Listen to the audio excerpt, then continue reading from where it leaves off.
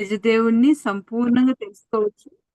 అలాగే త్రిత్వాన్ని సరైన విధానంలో అర్థం చేసుకోవచ్చు. అంటే ఈ మధ్య అసలు లేదు, త్రిత్వం లేదని ఏదేదో అనవసరమైన డిస్కషన్స్ అన్నీ అవుతున్నాయి. సో, దాన్ని ఏ విధంగా మనం అర్థం చేసుకోవచ్చనేది దీనిలో నేర్చుకోవచ్చు.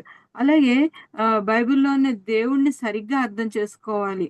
ఎందుకంటే ఒక్కొక్కరికి ఒక్కొక్క విధానంలో దేవుడు అర్థమవుతా ఉంటాడు. ఆ అర్థమైన దానిలో వాళ్ళు ఊహించుకుంటా ఉంటారు. అలా ఊహించుకోకుండా అసలు బైబిల్‌లో దేవుడు ఎలా ఉన్నాడు? ఆయన క్యారెక్టర్స్ ఏంటి? అవన్నీ వేదాంత విద్య ద్వారా మనం నేర్చుకుంటాం. అలాగే ఆత్మీయ పరిపక్వత గురి ఎ ఎ ఎలా మనం పరిపక్వతలోకి వెళ్ళాలి? ఎందుకంటే ఇప్పుడు సోషల్ మీడియాలో రకరకాల టీచింగ్స్ వస్తున్నాయి.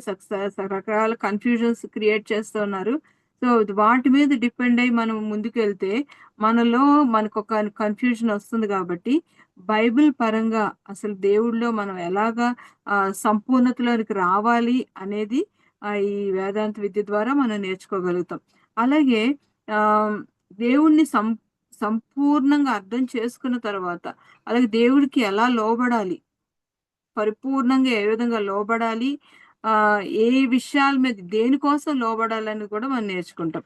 అలాగే మన చుట్టుపక్కల వారికి, మనం పనిచేసే ప్లేసెస్‌లో, మన ఫ్యామిలీలో మనం ఏ విధంగా సాక్షులుగా నిలబడగలం, సాక్షి జీవితాన్ని ఏ విధంగా కాపాడుకోగలం, ఏ విషయాలు మనం సరిచేసుకోవడం వల్ల సాక్షులుగా నిలబడగలము అనేది మనకు నేర్చుకుంటాం.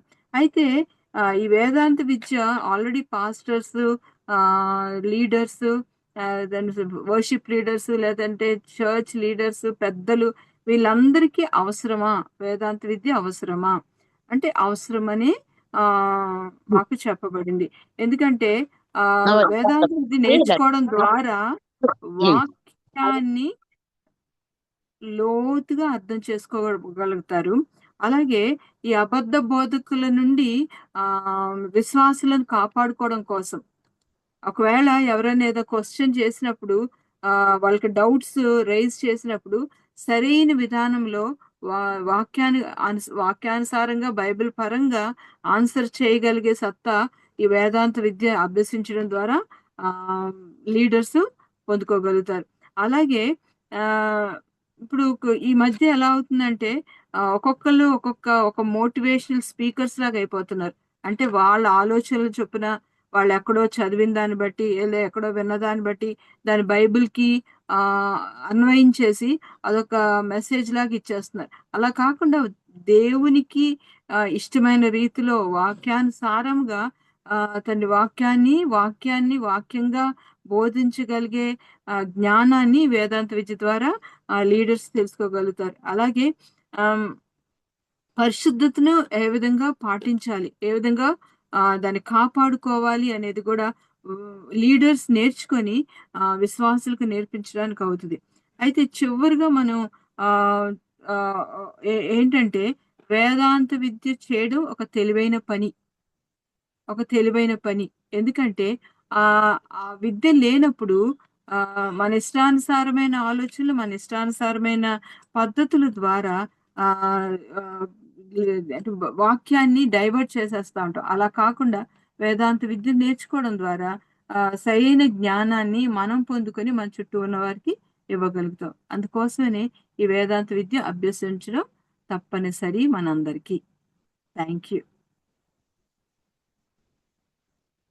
థ్యాంక్ యూ అక్క. చాలా బాగా చెప్పారు. మెనీ థ్యాంక్స్ అక్క. యాక్చువల్గా థాంక్ యూ అక్కకి సో ఈ మచ్. రోజే రిక్వెస్ట్ చేశాం. ఆ నోట్స్ అది పంపించాం. మరి తను చాలా బిజీగా ఉన్నారు. అయినా కూడా మరి అదంతా కూడా బ్రీఫ్ గా నేను చాలా పెద్ద నోట్స్ ని కండెన్స్ చేసి మరి షార్టెస్ట్ టైంలో మనకు షేర్ చేశారు. నిజమే, మరి బిలీవర్స్ కి అడ్వాన్స్డ్ లీడర్స్ కూడా మనకు అవకాశం ఉన్నప్పుడు సిస్టమేటిక్ గా నేర్చుకోవడం చాలా అవసరం. ఎందుకంటే మరి మనం మన వ్యక్తిగతంగా మన విశ్వాస జీవితం యాత్రల్లో నేర్చుకుంటూ పోతాం. కానీ అవి అసంపూర్ణంగా ఉంటే మాత్రం చాలా ప్రమాదం. మన పర్సనల్ లెర్నింగ్ సిస్టమేటిక్ సిస్టమేటిక్ గా ఒక దగ్గర, లేకపోతే ఒక స్కూల్లోనో ఆన్లైన్ లోనో మరి ఒక మెంటర్షిప్ కింద లేకపోతే ఒక సిస్టమేటిక్ గా నేర్చుకోకపోతే దానికి ఆల్టర్నేట్ ఏంటంటే మన సొంతగా నేర్చుకోవడం. మరి ప్రార్థన ద్వారా, బుక్స్ చదవటం ద్వారా, మరి ప్రసంగాలు వినటం ద్వారా రకరకాలుగా మనం దేవుని గురించిన జ్ఞానాన్ని మనం సంపాదించుకోవడం. ఇది ఇది కానీ సంపూర్ణంగా లేకపోతే చాలా ప్రమాదం. అందువల్ల అవకాశం కానీ ఉంటే మనకి సిస్టమేటిక్ గా ఒక థియలాజికల్ కాలేజీలో కానీ, స్కూల్లో కానీ, మరి ఆన్లైన్ లో కానీ నేర్చుకోవడం అనేది చాలా ఉత్తమమైన తెలివైన పని. మరి మనందరి తరపున అక్కడికి మరొకసారి కృతజ్ఞతలు తెలియజేసుకుంటున్నాను. మరి ఒక సాంగ్ పాడుకుందాం, ఒక పల్లవి, ఒక చరణం. మన మధ్యలో సిస్టర్ వత్సల సిస్టర్ గారు. థ్యాంక్ సిస్టర్ యూ గారు సిస్టర్. వందనాలండి. వందనాలమ్మ రాధారాణి గారు, అనంతపురం నుంచి జాయిన్ అయ్యారు. Thank you sister. మరి వత్సల థ్యాంక్స్ అండి. సిస్టర్ గారు పాస్టర్ ఒక గారు, పల్లవి. మా మా చర్చిలో ఇద్దరు ట్రైనింగ్ అయ్యి వచ్చారు. నాకు ఆ అమ్మ కాలేజీలో అట్లా ఏం చెప్తారు ప్రభు గురించి, ఏమన్నా అంటే బైబిల్లో నేర్చుకోవడానికి ఏమన్నా కొత్త సంగతుల్లాగా చెప్తారా, ఏదన్నా ట్రైనింగ్ గురించి నాకు చెప్పండి అని అడిగాను. ఏదైనా ఒకవేళ బుక్స్ ఏమైనా రాసుకొని ఉంటే నాకు ఒకసారి చూపించండి అని కొంచెం ఉత్సాహంగా అడిగినాను. మేము అలా చూపించకూడదు అని చెప్పేసినారనమాట. అది నాకు అట్లా ఏం కాలేజీ వరకు అంటే మేము ఎట్లాగూ పోలేం కదా, ఎలా చెప్తారు, ఏ ఏ విషయాలు నేర్చుకోవచ్చు అన్నట్లా ఉండా.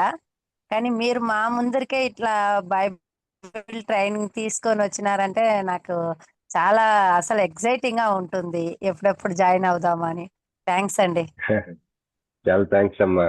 మరి కొంతమంది నాకు ఎంతో ఫ్రీగా ఇచ్చారు. నేను దాదాపు 9 లక్షలు నాకు స్కాలర్షిప్ ఇచ్చారు. 9 lakhs. నేను 3 lakhs పైన కట్టాను. అది మరి నాకు దయ చూపించినప్పుడు నేను కూడా ఫ్రీగా ఇవ్వాలి కదా. అది తర్వాత క్వాలిటీ విషయంలో ఏ మాత్రం కూడా మనం తగ్గదు. మీరు కొంతకాలం తర్వాత మీ దగ్గర కొన్ని నోట్స్లు ఉంటాయి కదా, వాళ్ళకి చెప్పండి. వాళ్ళ దగ్గరికి వెళ్ళి మా నోట్స్లు మీకు ఇస్తామని చెప్పండి. వాళ్ళకి ఇవ్వండి. వాళ్ళు బహుశా సరిగ్గా రాస్తుంటారు నోట్స్లు, అందుకే చూపించట్లేదు. బ్రదర్ ఇంకో డౌట్ కూడా బ్రదర్, మరి నేను ఆ, సాల్వేషన్ పాస్టర్ గారికి చెప్పాను ఎవరైనా ఉంటే చెప్పండి సార్ అని.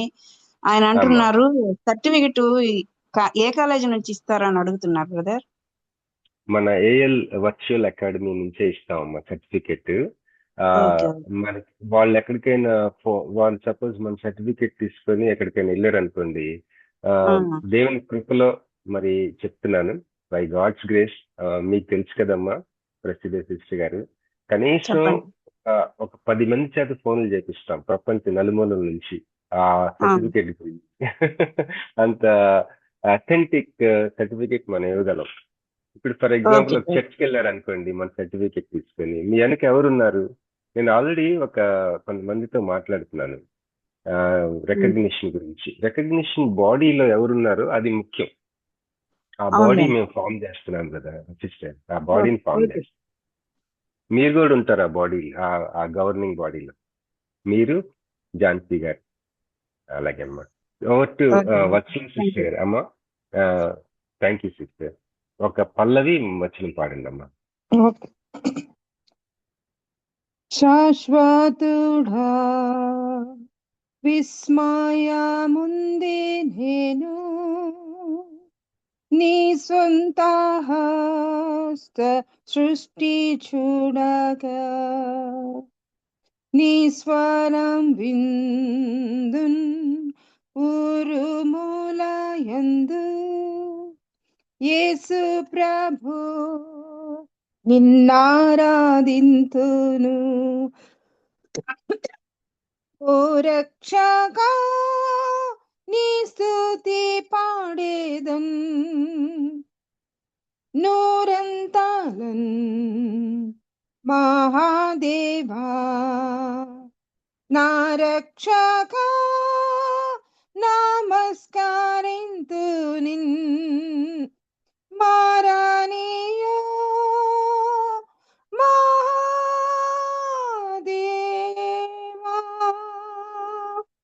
మహాదేవా నీ ఏక పుత్రుండిలన్ మాహేయ పాపముల్ భరించిన సహాయుడై తమరణించెనంచు ఓహో ఆశ్చర్యపడి స్మరింతున్ ఓ రక్షకా నీ స్తుతి పాడేదన్ నోరంతలన్ మహాదేవా నా రక్షకా నమస్కరింతు నిన్ మారానియా మహాదేవా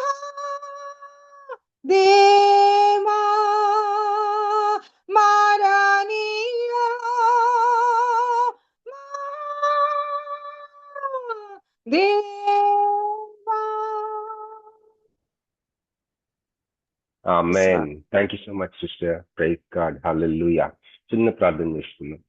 మహాపరిశుద్ధుడా, మా మధ్యలోనికి మీరు ఇచ్చేస్తారు కనుక మీకు స్తోత్రములు. Thank you for coming my lord, my God, my Holi spirit lord. దేవా, మరి చేరువచ్చిన ప్రతి బిడ్డని మీరు ఆశీర్వదించండి, సంధించండి, టచ్ చేయండి ప్రవ్వా. నాయన మా మధ్యలో నాయన మీరు వసించండి, మా మీద నివాసం చేయండి, మా మీద విశ్రాంతి పొందమని వేడుకుంటున్నాం తండ్రి. మీకు స్తోత్రములు చెల్లించుకొంచు నాయన మేము ధ్యానం చేసుకుంటుండగా నన్ను కటాక్షించండి, మీ రక్తంలో నన్ను కడగండి అయ్యా.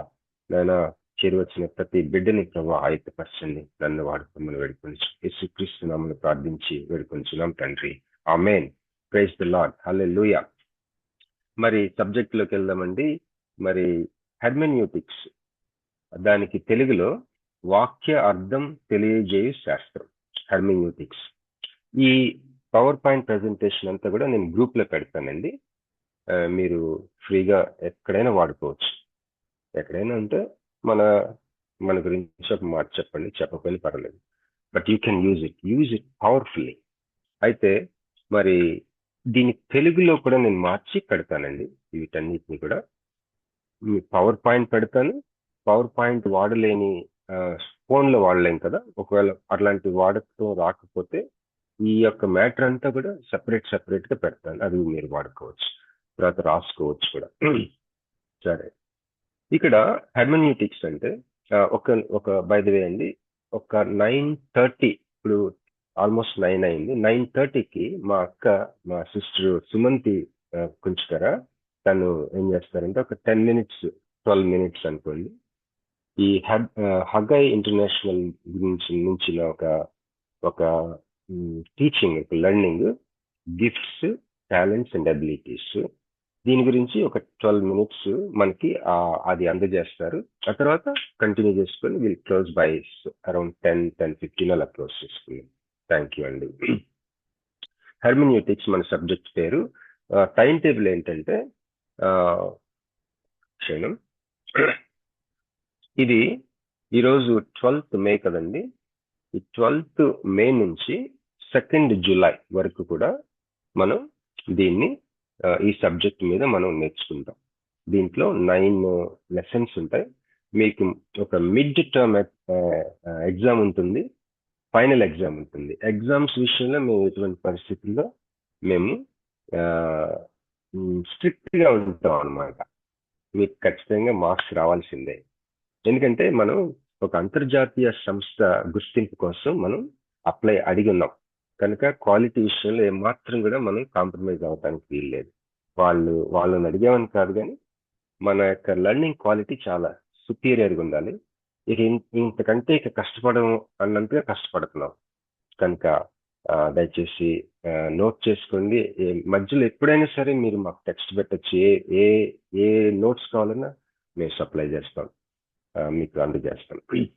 అయితే 12th మే అంటే దాదాపు 8 weeks ఇప్పటి నుంచి ఈ రోజు నుంచి జూలై 2nd వరకు మనం ఈ యొక్క సబ్జెక్ట్ హెర్మెన్యూటిక్స్, వాక్యం అర్థం చెప్పు శాస్త్రం మనం నేర్చుకుంటాం. ఆ తర్వాత ఆల్రెడీ దేవుని దయ వల్ల నేను ఒక ఫ్యాకల్టీని కోరాను. ప్రార్థన పూర్వకంగా నెక్స్ట్ సబ్జెక్ట్ మనం చూస్ చేసుకుందాం. ఈ హోల్ కోర్సులో మనం నేర్చుకోబోయే సబ్జెక్ట్స్, బై ది వే ఇప్పుడు గొప్పలు చెప్పుకోకూడదు కానీ మనం ఈ యొక్క సిలబస్ ఈ కోర్స్ కి మనం నేర్చుకుంటే మనం ఎలా అంటే ఉదాహరణకి ఒక చిన్న రిపేర్ వర్క్ చేయటం వేరు, ఒక ఇంట్లో ఏదైనా ప్రాబ్లం వస్తే ఒక రిపేర్ చేయటం వేరు, ఇల్లు మొత్తం కట్టడం వేరు. ఈ పర్టికులర్ సిలబస్, ఈ లెర్నింగ్, ఈ కోర్స్ మనం నేర్చుకుంటే మనం ఒక ఇల్లు మొత్తం కట్టగలిగినట్టుగా అట్లాంటి తర్ఫీదు ఇది. కేవలం అక్కడెక్కడ చిన్న చిన్న రిపేర్లు చేయడానికి కాదు, ఇల్లు మొత్తం కట్టాలి. అలాంటి ఒక ఎగ్జాంపుల్ గా చెప్పాను. అలాంటి లెర్నింగ్ కి మనం మీరు ఎక్స్పోజ్ అవ్వాలని మా యొక్క కఠోరమైన ప్రయత్నం. దేవునికి స్తోత్రం కలుగుతుంది. మన యొక్క కోర్సెస్ సబ్జెక్ట్స్ ఏముంటాయి అంటే కోర్స్ సబ్జెక్టులు మీకు నేను ఫ్లైయర్ పెట్టాను. మరొకసారి చెప్తానండి. క్రొత్త నిబంధన సర్వే 1, న్యూ టెస్టిమెంట్ సర్వే 1, దాంట్లో సువార్తలు మరియు అపోస్తలుల కార్యములు, గాస్పెల్స్ అండ్ యాక్ట్స్. అలాగే న్యూ టెస్టిమెంట్ సర్వే 2, క్రొత్త నిబంధన సర్వే 2 పార్ట్ 2, దాంట్లో పత్రికలు మరియు ప్రకటన గ్రంథం. అలాగే ఇప్పుడు మనం నేర్చుకోబోతుంది, స్టార్ట్ చేసాం కదా, అది బిబ్లికల్ హెర్మెన్యూటిక్స్, అంటే వాక్య అర్థం తెలియచేయు శాస్త్రం. అలాగే మరి ఒక సబ్జెక్ట్ ఏంటంటే ఓల్డ్ టెస్టిమెంట్ సర్వే 1, పాత నిబంధన సర్వే 1. అలాగే నెక్స్ట్ది ఓల్డ్ టెస్టిమెంట్ సర్వే 2, అంటే పాత నిబంధన సర్వే 2. అలాగే సిస్టమాటిక్ థియాలజీ 1, అంటే దాంట్లో మనం దేవుడు మరియు సృష్టి అన్న అంశాలు అధ్యయనం చేస్తాం. అలాగే సిస్టమాటిక్ థియాలజీ 2, దాంట్లో క్రీస్తు మరియు సంఘము అన్న అంశములు అధ్యయనం చేస్తాం. సిస్టమాటిక్ థియాలజీ 3, రక్షణ మరియు అంత్యకాలాన్ని గురించిన అధ్యయనం, ఎండ్ టైమ్స్ గురించి. అలాగే ఎథిక్స్, నైతిక విలువలు, దాని గురించిన స్టడీ. అలాగే church history, history of the Christianity అని, హిస్టరీ ఆఫ్ ద క్రిస్టియానిటీ, గొన్జాలెస్ అని వాల్యూమ్ 1, వాల్యూమ్ 2 ఉంటుంది. Very rare books. కొన్ని బుక్స్ నేను థియాలజీ చేస్తున్నప్పుడు కొన్ని బుక్స్ మా వైజాగ్ లో ఒక సిఓటిఆర్ అని కాలేజ్ ఉంది, ఇంకా ఒక మంచి వెల్ ఎస్టాబ్లిష్డ్ కాలేజ్, దాంట్లో పిహెచ్డి ప్రోగ్రామ్స్ కూడా ఉన్నాయి. వాళ్ళని ఫోన్ చేసి అడిగాను, పలానా బుక్ మాకు కావాలి, నాకు కొనమని చెప్పారు. నేను థియాలజీ చేస్తున్నప్పుడు నేను చదువుతున్న అమెరికాకు సంబంధించిన కాలేజీ ఒక బుక్. అక్కడ ప్రొఫెసర్స్ కి ఆ బుక్ అసలు ఉందన్న సంగతి కూడా తెలియదు. నేను ఆశ్చర్యం వేసింది అనమాట. అది విశ్వాస ప్రమాణాలకు సంబంధించిన క్రీడ్స్ అండ్ కౌన్సిల్స్ సంబంధించిన బుక్ అనమాట. నేను అమెరికా నుంచి తెప్పించుకున్న, నా దగ్గర చాలా అత్యంత విలువైన ఒక వస్తువులాగా దాచుకుంటాను. ఎందుకు చెప్తున్నానంటే అలాంటి మంచి సిలబస్ మరి మీ ముందుకు తీసుకురావాలనుకోవచ్చు. కనుక ఈ యొక్క అవకాశం మీరు సద్వినియోగపరచుకోండి. దయచేసి ఒక తీర్మానం, ఒక సమర్పణతో కూడిన తీర్మానం చేసుకుని కంటిన్యూస్ గా అటెండ్ అవ్వండి. ప్రతి వారం మంగళవారం, గురువారం, ఎవ్రీ ట్యూస్డే అండ్ థర్స్డే 8:30 నుంచి 10:30 వరకు ఈవినింగ్ మీ పనులు చేసుకుంటూ, మీరు ఎక్కడున్నారో అక్కడ ఉంటూ డే అంతా పనులు చేసుకుని సాయంత్రం అటెండ్ అవ్వాలి. ఈ మిగిలిన రోజుల్లో మీకు వర్క్ ఇవ్వబడుతుంది. మీ యొక్క అనుకూలత ప్రకారం మీరు చేసుకోవచ్చు. దేవుని స్తోత్రం కలుగుతుంది. అలాగే Christianity, the history of Christianity, క్రైస్తవ్యం యొక్క చరిత్ర పార్ట్ 1, ప్రాచీన మరియు మధ్యయుగ సంఘ చరిత్ర, ఏన్షియంట్ నుంచి మిడివల్ వరకు. అంటే దాదాపు ఇప్పుడు 2026లో ఉన్నాం కదా, ప్రారంభం నుంచి ఒక 1000 సంవత్సరాల వరకు క్రైస్తవ్యం యొక్క చరిత్ర, సంఘ చరిత్ర అన్నమాట. అలాగే అప్పటి నుంచి ఇప్పటి వరకు పార్ట్ 2, క్రైస్తవ్యం యొక్క చరిత్ర. సరే, నెక్స్ట్ కొన్ని అరుదైన సబ్జెక్ట్స్ అవేంటంటే మిషన్స్ మనం చాలా వింటాం. మిషనరీ పరిచర్యల యొక్క కాన్ఫరెన్సెస్ అటెండ్ అవుతాం. కానీ దానికి సంబంధించిన ఒక అధికారిక బోధ, దాని యొక్క థియాలజీ, లేకపోతే దాని గురించిన వేర్లు సంబంధించిన ఆ గ్రహింపుకి మనం ఎక్స్పోజ్ అవుతాం. గొప్ప రచయితలు రాసిన పుస్తకాలు, ఉదాహరణకి తిమోతి కెల్లర్ సెంటర్ చర్చ్ అన్న బుక్ రాశారు. చాలా వండర్ఫుల్ బుక్. ఆయన ఈ మధ్యలోనే చనిపోయారు. ఆయన రాసిన బుక్ కూడా మనం మన సిలబస్ లో వాడుకుంటాం.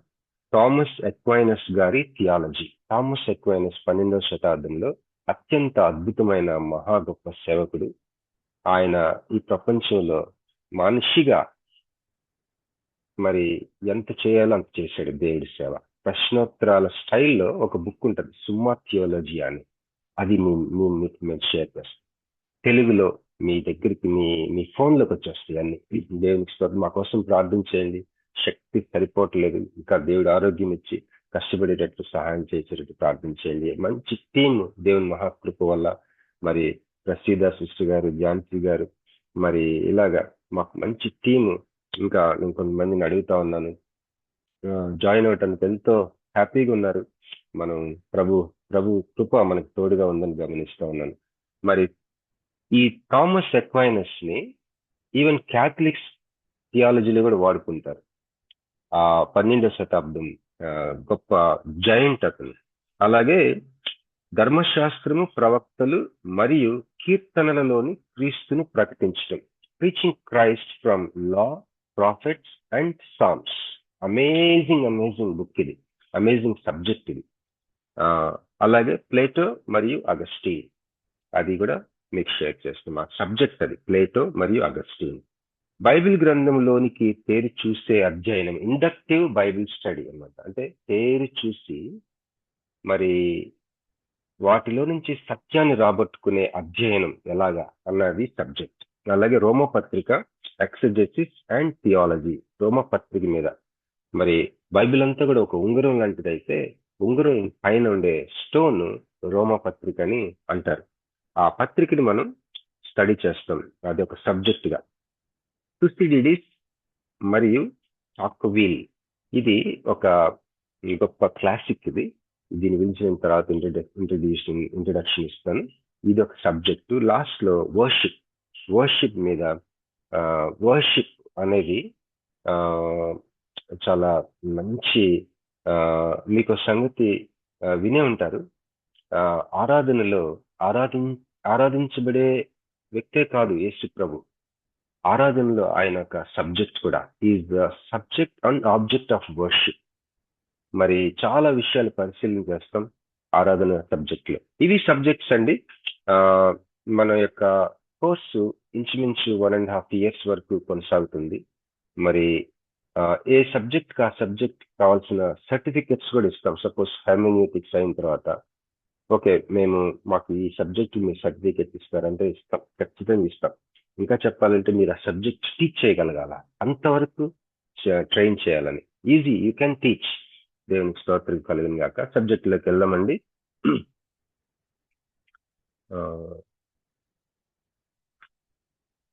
ఓకే, హెర్మెన్యూటిక్స్.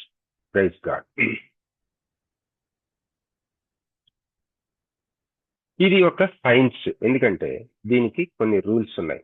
ఇది ఒక ఆర్ట్ కూడా, ఎందుకంటే హెర్మెన్యూటిక్స్ సబ్జెక్టు ఎందుకు ఒక కళ అంటే, మనం బైబిల్ గ్రంథం చూసినప్పుడు 40 మంది మరి రచయితలు 40 శైలులు రాశారు. అదేవిధంగా మనం సేవకులు ప్రభు దగ్గర కనిపెడతాం, ప్రభువా ఈ యొక్క వినేవారికి ఈ ఆదివారం, లేకపోతే నాకు ఇచ్చిన ఈ యొక్క ఆపర్చునిటీలో ఆడియన్స్ కి నేనేం చెప్పాలి అని మనం ప్రభు దగ్గర నుంచి మన ఆత్మలోకి ఆ సందేశం అనుగ్రహించబడిన తర్వాత, దాని గురించి బాగా స్టడీ చేసిన తర్వాత వాళ్ళ ముందుకు వెళ్ళి మనం చెప్పే విషయంలో ఎంతో క్రియేటివిటీ ఉంటుంది, ఎంతో ఫ్లెక్సిబిలిటీ ఉంటుంది.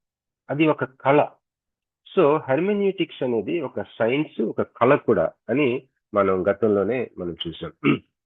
నెక్స్ట్, ఈ యొక్క సబ్జెక్ట్ కి 2 ముఖ్యమైన టెక్స్ట్ బుక్స్ వాడతాం. డాక్టర్ డిఏ కార్సన్ గారు రాసిన ఎక్సిజెటికల్ ఫాలసీస్ అని, next hermeneutics principles and processes of biblical interpretation. మీరేమి భయపడద్దు, జస్ట్ ఇది మీకు ఎప్పుడైనా ఎవరికైనా ఏమి వాడతారు అని తెలుసుకోవాలి అనుకునే వాళ్ళ కోసం నేను ఇది పెట్టాను. సో ఈ టెక్స్ట్ బుక్స్, వీటిలో నుంచి మనం వీటి యొక్క పాఠాలే మీకు నేర్పిస్తాం. ఈరోజు మనం నేర్చుకునేది ఈ second text book, hermeneutics principles and processes of biblical interpretation. ఈ గ్రంథాన్ని, ఈ టెక్స్ట్ బుక్ ని, ఈ యొక్క బుక్ ని 2 రచయితలు రాశారు. వారు రాసిన ఆ యొక్క బుక్ ని మేము మా బైబిల్ కాలేజీలో ఈ సబ్జెక్ట్ లో టెక్స్ట్ బుక్ గా వాడారు. అదే మనం వాడుకుంటున్నాం. అది నేను కొన్నాను. సో మీరు కొనవసరం లేదు. నేను మీకు దాని సారాంశం, దాని యొక్క విషయాలన్నీ కూడా మీకు పెడతాను. మీరు గ్రూప్ లో మీరు చదువుకోవచ్చు. తెలుగులో కూడా పెడతాను. మీకు ఎవరికైనా బుక్ యాక్సెస్ కావాలంటే నా లైబ్రరీ యాక్సెస్ చేయొచ్చు. మీరు డిజిటల్ గా మీ ఫోన్ నుంచి, ల్యాప్టాప్ నుంచి you can access my library and you can read. Okay, next slide. Hermeneutics is done by every reader of the Bible consciously or unconsciously. మరి మనం బైబిల్ చదువుతున్నప్పుడు ఆటోమేటిక్ గా కొంత అర్థమైపోతా ఉంటుంది మనకి. కొన్నిసార్లు అర్థం అవ్వదు, కొన్నిసార్లు సింపుల్ గా అర్థమైపోతుంది. ఉదాహరణకి యేసుప్రభు వారు ఎరికోకు వెళ్ళారు. అక్కడ లాజరు ఫ్యామిలీతో భోంచేస్తా ఉన్నారు. అక్కడ ఆ విషయాలన్నీ కొన్ని మనకి ఈజీగా చదువుతున్నప్పుడు ఆన్ ది స్పాట్ అర్థం అవుతాయి. కానీ కొన్ని వచ్చేసరికి మనకు అర్థం కావు. అక్కడ దీన్ని అర్థం చేసుకోవడానికి ఏం చేయాలి అని అప్పుడు ఆలోచిస్తాం, ఏ పద్ధతి వాడితే ఇది అర్థం అవుతుందని. ఆ పద్ధతులే హెర్మెన్యూటిక్స్. ఎంత ఎక్కువగా మనకు అర్థం కాదో అంత ఎక్కువగా మనం ఇది ఎట్లా అర్థం చేసుకుంటాం అని మనం ఆలోచిస్తాం కదా, అవేర్ అవుతాం, ఒక స్పృహలోకి వస్తాం. ఇప్పుడు ఏం చేయాలా ఇది అర్థం చేసుకోవాలంటే? ఆ యొక్క అవేర్నెస్ ఈ హెర్మెన్యూటిక్స్ యొక్క అవసరాన్ని మనకు చూపిస్తుంది. ఉదాహరణకి మనం లీగల్ డాక్యుమెంట్ ఏదైనా ఉందనుకోండి, మన రాజ్యాంగం ఉంది. లాస్ట్ టైం 370 ఆర్టికల్ మనం చదువుతుంటే మనకేం అర్థం కాలేదు. అది పంజాబ్ రాష్ట్రానికి సంబంధించింది, ఎప్పుడో జరిగింది. ఎవరైనా మనకు సహాయం చేయాలి, లేకపోతే మనం గూగుల్లోనే ఎక్కడో మనం చూసుకుంటే కానీ అర్థం కాదు. అలా కాకుండా మనం న్యూస్ పేపర్ చదువుతూ ఉన్నాం అనుకోండి, ఈజీగా అర్థమైపోతుంది. కానీ ప్రతిదీ కూడా మనం అర్థం చేసుకుంటానికి ప్రయత్నం చేస్తాం. ఒకసారి మనం నెహెమ్యా గ్రంథం 8వ అధ్యాయం 7వ వచనం దయచేసి చదువుకుందామండి. సహాయం చేయగలరండి? నెహెమ్యా 8వ అధ్యాయం 7వ వచనం దయచేసి సహాయం చేయండి.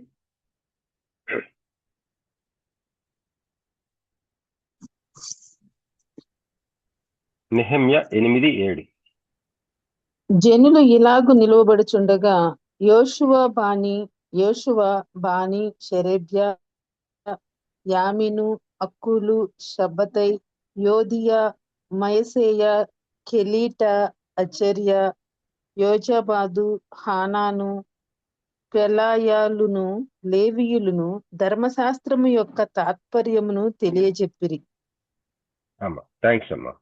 ఇక్కడ ధర్మశాస్త్రం యొక్క తాత్పర్యమును తెలియజెప్పిరి. ఇక్కడ మనం చూస్తా ఉన్నాం హెర్మెన్యూటిక్స్, వాక్యం అర్థం చెప్పే శాస్త్రం యొక్క అవసరం మనం ఈ వచనంలో చూస్తున్నాం. ఇక్కడ ఏం చేశారంటే వాళ్ళు ధర్మశాస్త్రం యొక్క తాత్పర్యమును తెలియజెప్పిరి. అంటే వినుచున్న వాళ్ళకి కొంత అర్థం అవుతుంది, కొంత అర్థం కాదు. ఈజీగా ఉండే చదువుతున్నప్పుడు ఈజీగా ఉండే అర్థమైపోతాయి, కానీ కష్టంగా ఉన్నాయి దాని తాత్పర్యం ఎవరైనా ఒకరికి చెప్పాలా. అదనమాట హెర్మెన్యూటిక్స్ యొక్క అర్థం. అయితే అది ఒక పద్ధతి ప్రకారం, అసలు ఏ పద్ధతిలో మనం ఆ యొక్క టెక్స్ట్ ని, ఆ యొక్క వాక్యాన్ని చదివితే సరిగ్గా అర్థమవుతుంది, ఆ యొక్క పద్ధతులు, ఆ యొక్క నియమాలు, వాటిని మనం అధ్యయనం చేస్తాం ఈ సబ్జెక్ట్ లో. తర్వాత లూకా సువార్త ఇంకొక భాగం చదువుకుందామా. లూకా సువార్త 24వ అధ్యాయం 27 వచనం. లూకా 24:27 ఒకసారి చదవండి.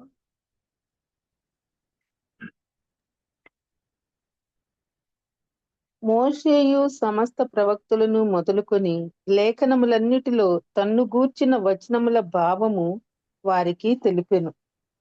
ఆమేన్, ఆమేన్. యేసు ప్రభువు వారు ఇక్కడ ఎమ్మా అనే మార్గంలో వెళ్తూ వారిద్దరికి ఏం చేశారట? మోషేయు సమస్త ప్రవక్తలను మొదలుకొని లేఖనములన్నిటిలో తనను గూర్చిన వచనముల భావము వారికి తెలుసు. అప్పుడు దాకా వారికి అర్థం కాలేదు. వాళ్ళకి బాగా తెలుసు, మోషే తెలుసు, ఆ ప్రవచనాలన్నీ తెలుసు, కానీ వాటి భావం తెలియదు. యేసు ప్రభువు వారు వాటి భావం, he expounded unto them in all the scriptures the things concerning himself. ఇక్కడ 32వ వచనం ఇదే అధ్యాయం 32వ వచనంకి వచ్చేసరికి అప్పుడు ఏమైందంట, యేసుప్రభు వారు ఆ లేఖనంలో భావము, ఆ యొక్క వాక్యం అర్థం, ఆ వాక్య అర్థం వారికి తెలియజేసినప్పుడు, ఆ భావం తెలియజేసినప్పుడు వారికి ఏమైందంటే, చదువుతారమ్మా 32వ వచనం, 24-32 సేమ్ అధ్యాయం. అప్పుడు వారు ఆయన త్రోవలో మనతో మాట్లాడుచు లేఖనములను మనకు బోధపరచుచున్నప్పుడు మన హృదయము మనలో మండుచుండలేదా అని ఒకనితో ఒకడు చెప్పుకొనిరి. లేఖనములు మనకు బోధపరుచుచున్నప్పుడు వారికి ఏమైందంట, వారి హృదయములు మండుచున్నాయంట, మండినవి. ఇది ఒక మంచి హెర్మన్యూటిక్స్ యొక్క రిజల్ట్. లేఖనముల భావము, లేఖనముల తాత్పర్యము, లేఖనములు బోధపరిచేటప్పుడు మన హృదయాలు మండుతాయి. That is the result. దేవునికి స్తోత్రం కలుగును గాక. ఇక్కడ మరి ఏదైనా సబ్జెక్ట్ మనం నేర్చుకున్నప్పుడు 4 స్టెప్స్ ఉంటాయని ఈ యొక్క మన syllabus text book introduction chapter 1 లో ఉంటుంది. ఈ వారం మనం చాప్టర్ 1 ముగించుకుంటాం. గురువారం మరి యొక్క టెక్స్ట్ లో ఇంకొంత ఫస్ట్ చాప్టర్ ఈ యొక్క సబ్జెక్ట్ లో, ఈ యొక్క టెక్స్ట్ బుక్ లో ఫస్ట్ చాప్టర్ ముగించేసుకుంటాం. ఈ వారంకి సరిపడా సిలబస్ ఈ వారం థర్స్డేతో ఫినిష్ చేసుకుని నెక్స్ట్ మంగళవారానికి మీరు కొంత ఒక చిన్న ఎక్సర్సైజ్ ఇస్తాం, అది మీరు రెస్పాండ్ అవ్వాలి. ఓకే, ఏదైనా సబ్జెక్ట్ లో ఫస్ట్ స్టెప్ అది మనం నేర్చుకోవాలంటే, అది డెవలప్ అవ్వాలంటే ఫస్ట్ స్టెప్ ఏంటి, మనకి ఏంటైతే ఆ అంశం మనకి సంబంధించింది ఏంటి అన్నది మనం గుర్తిస్తాం. ఇక్కడ మన హెర్మెన్యూటిక్స్ వచ్చినప్పుడు వాక్యం అర్థం చెప్పు శాస్త్రం విషయంలో మనం చూస్తే, how do we understand the meaning of someone else's words, మరి యొక్క వ్యక్తి యొక్క మాటలు లేకపోతే వాళ్ళు రాసినవి మనం ఎలా అర్థం చేసుకుంటాం అన్నది ఫస్ట్ స్టెప్. రెండోది చూస్తే, ఈ యొక్క ఆ యొక్క రాయబడిన మాటలు ఆ రాసిన వాని యొక్క అసలు ఏ ఉద్దేశంతో, ఏ అర్థంతో రాశాడో ఆ ఒక్క అర్థమేనా, లేకపోతే రకరకాల మనుషులు చదువుతూ ఉంటారు కదా, ఒక్కొక్కరికి ఒక్కొక్క అర్థమా? రాసిన మనిషి ఒక అర్థంతో రాస్తాడు, అది ఒక్కటేనా? Is the meaning author intended it to mean, or does it change to each reader or hearer? మరి ఉదాహరణకి కీర్తన 23వ అధ్యాయము, ఆ రాసిన కీర్తనకారుడు ఒక అర్థంతో రాశాడు, ఆ ఒక్క అర్థమేనా, లేకపోతే అనేక మంది చదివారు, చదివిన ప్రతి ఒక్కరికి ఒక్కొక్కలాగా అర్థం అవుతుంది, అలాగా రకరకాల అర్థాలు ఉంటాయా? ఇది సెకండ్ స్టేజ్. మూడోది, ఈ యొక్క అర్థం రాబట్టుకునే విషయంలో కొంత ప్రత్యేకమైన నియమాలు కూడా తయారు చేసుకోవడం. ఉదాహరణకి మనం చదివే అంశము ఏదైనా పద్య భాగం లాగుందా, లేకపోతే ప్రవచనం లాగుందా, లేకపోతే ఆ చరిత్రకు సంబంధించిందా, ఇలాంటి ప్రత్యేకమైన నియమాలు కూడా తయారు చేసుకొని, ఇది రాసిన వాని యొక్క అర్థమే అన్న ఒక నిర్ణయానికి రావటమా, లేదు చదివే ప్రతి ఒక్కరు స్వేచ్ఛగా ఎవరికి కావాల్సిన అర్థం దీంట్లో తీసుకోవచ్చు అని అనుకోవటమా? మనం మాత్రం బైబిల్ రాసిన రచయిత ఒక అర్థంతో రాశాడు, ఆ అర్థాన్ని మాత్రమే, ఆ ఒక్క అర్థమే బైబిల్కు, ఆ వాక్యానికి ఉంటుంది, అది మాత్రమే రాబట్టుకుంటాం అన్న అంశం మీదే మనం నిలబడతాం. అయితే లాస్ట్ లో చూసినట్లయితే ప్రాక్టికల్ స్టెప్స్, ఈ యొక్క వాక్యం మనం చదివే వాక్య భాగము ఏ విధంగా అర్థం చేసుకోవాలి, దానికి సంబంధించిన కొన్ని సూత్రాలు తయారు చేసుకోవడం. ఈ 4 స్టెప్స్ ఏ సబ్జెక్ట్ కైనా అవి ఈ 4 స్టెప్స్ ఉంటాయి. ఇప్పుడు మన సబ్జెక్ట్ లో కూడా ఈ 4 స్టెప్స్ మనం ఫాలో అవుతాం. మీకు కొద్దిగా అర్థం అవుతుంది, కొంత అర్థం కాదు కానీ ఎక్కువ అర్థమైపోయి ఉంటుంది. కొద్దిగా ముందుకెళ్ళేసరికి మీకు ఫుల్గా అర్థమైపోతుంది. అలాగా దయచేసి మీరు కొద్దిగా ఏకాగ్రత పెట్టండి. ఇది మామూలుగా ఒక మెసేజ్ కాదు, మనం వీఆర్ స్టడీయింగ్ ఎ సబ్జెక్ట్. మనం ఒక సబ్జెక్ట్ నేర్చుకుంటున్నాం. దేవునికి స్తోత్రం కలుగును గాక. ఇప్పుడు ఈ యొక్క చాప్టర్ అయిన తర్వాత మీరు ఏమేంటి మీకు తెలుస్తుందంటే హెర్మెన్యూటిక్స్ అంటే ఏంటి. హెర్మెన్యూటిక్స్ లో 2 రకాలు. సామాన్యమైన వాక్యం అర్థం చెప్పే సూత్రాలు, శాస్త్రం యొక్క తీరుతెన్నులు, అలాగే ప్రత్యేకమైన హెర్మెన్యూటిక్స్ అంటే కొన్ని, ఇప్పుడు చూడండి పరమ గీతాలు ఉంటది, తర్వాత ప్రకటన గ్రంథం ఆ టైప్ వేరు, అలాగే దానియేలు, అలాగే సువార్తలు వేరు, పత్రికలు వేరు, చరిత్ర, ఆది కాండాలు, ఇవి రకరకాలైన రచనా శైలులు ఉంటాయి, స్పెషల్ హెర్మెన్యూటిక్స్. తర్వాత మరి Bible the study of canon అంటారు. క్యానన్ అంటే కొలబద్ద అని. ఈ 66 పుస్తకాలు అనేది ఒక మెజరింగ్ రాడ్, ఒక కొలబద్ద. దాంతో మిగిలిన ఏ పుస్తకాన్నైనా సరే, ఉదాహరణకి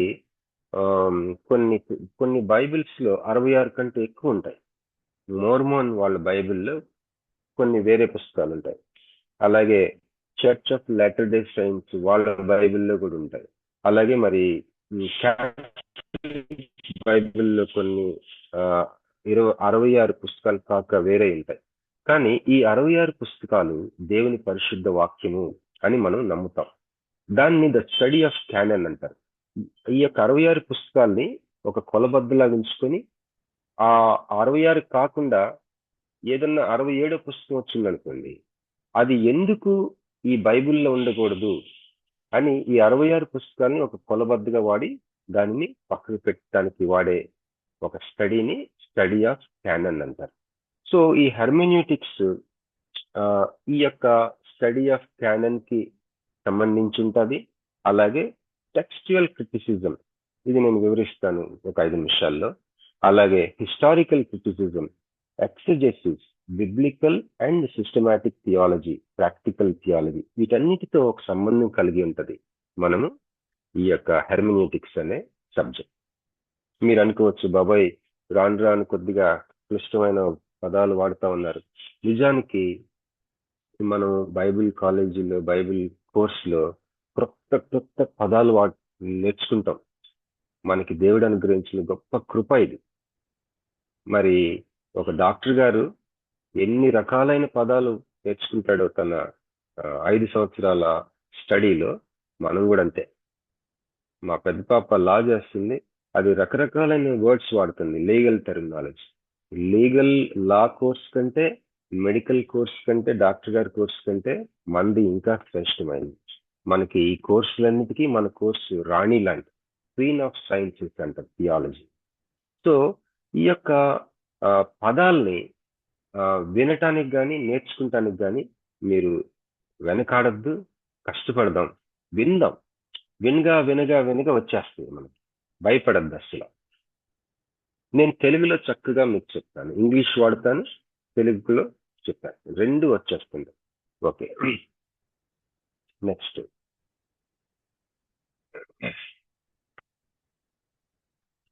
ఇక్కడ చూసినట్లయితే ఈ యొక్క ఫిగర్ లో ఈ స్టడీ ఆఫ్ క్యానన్ ఫస్ట్ది ఏ విధంగా వీటన్నిటికీ ఈ మధ్యలో ఉన్న హెర్మెన్యూటిక్స్ ఏ విధంగా కనెక్ట్ అయ్యండి. ఒక ఫైనల్ గా బైబిల్ మనం ధ్యానం చేసుకుంటున్నప్పుడు, ఈరోజు నేను 132వ కీర్తన ధ్యానం చేసుకున్నాను. చదువుతున్నప్పుడు దావీదు రాశాడు అనుకున్నాను. నో, అసలు దావీదు కాలంది కాదది. ఆ తర్వాత నాకు అర్థమైంది.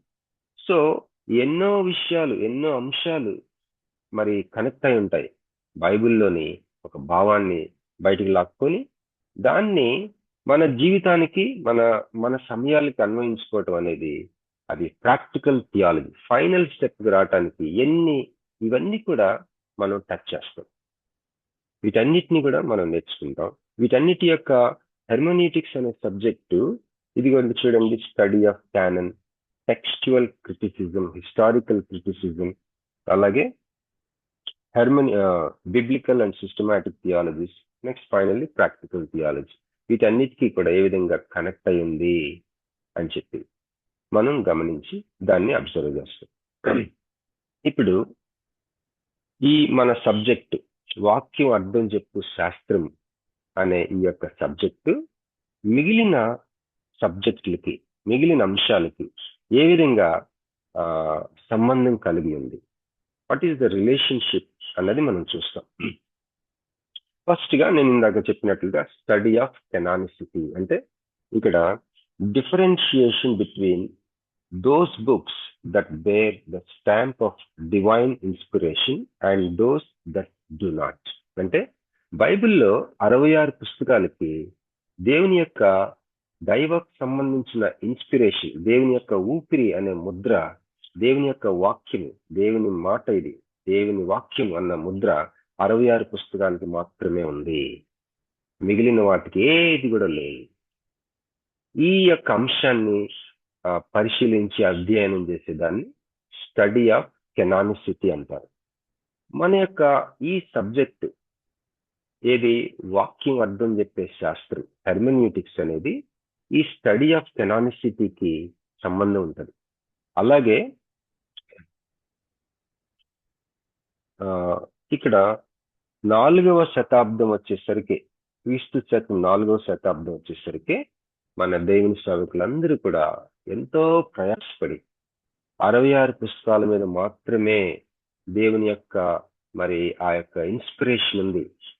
దేవుడు మరి ఆ యొక్క అంటారు ప్రేరేపించి పరిశుద్ధ గ్రంథంలో ఉంచడానికి ఆయన పరిశుద్ధ వాక్యం, దేవుని వాక్యంగా ఏదైతే ఉంచాలని ఆయన మరి లేఖనములు ఇన్స్పైర్డ్ బై గాడ్ అంటుంది కదా, ఆయన యొక్క ఇన్స్పిరేషన్ ఏ పుస్తకాల మీద అయితే ఉన్నాయో ఆ 66ని గుర్తించేసి దానిని ఒక లేఖన సముదాయంగా, బైబిల్గా, పరిశుద్ధ గ్రంథంగా క్రీస్తు శకం 4వ శతాబ్దం కల్లా దేవుని సేవకులు దాన్ని గుర్తించారు. ఈ యొక్క అంశాన్ని మన సబ్జెక్టు సంబంధం కలిగి ఉంటది. నెక్స్ట్ టెక్స్చువల్ క్రిటిసిజం లేకపోతే లోవర్ క్రిటిసిజం అంటే ఏంటి? ఉదాహరణకి మనకి బైబిల్ అనేది ఫర్ ఎగ్జాంపుల్ పౌలు కొన్ని లెటర్స్ రాశాడు. అవి ఏమంటారు లెదర్ పార్చ్మెంట్స్ మీద రాసి ఆయన ఆ సంఘానికి పంపించాడు. కానీ మనకి బైబిల్ ఎవరైతే అందజేశారో ఆ రచయితలు, వారికి ఒరిజినల్ ఏవి కూడా అందుబాటులో లేవు. No original manuscripts.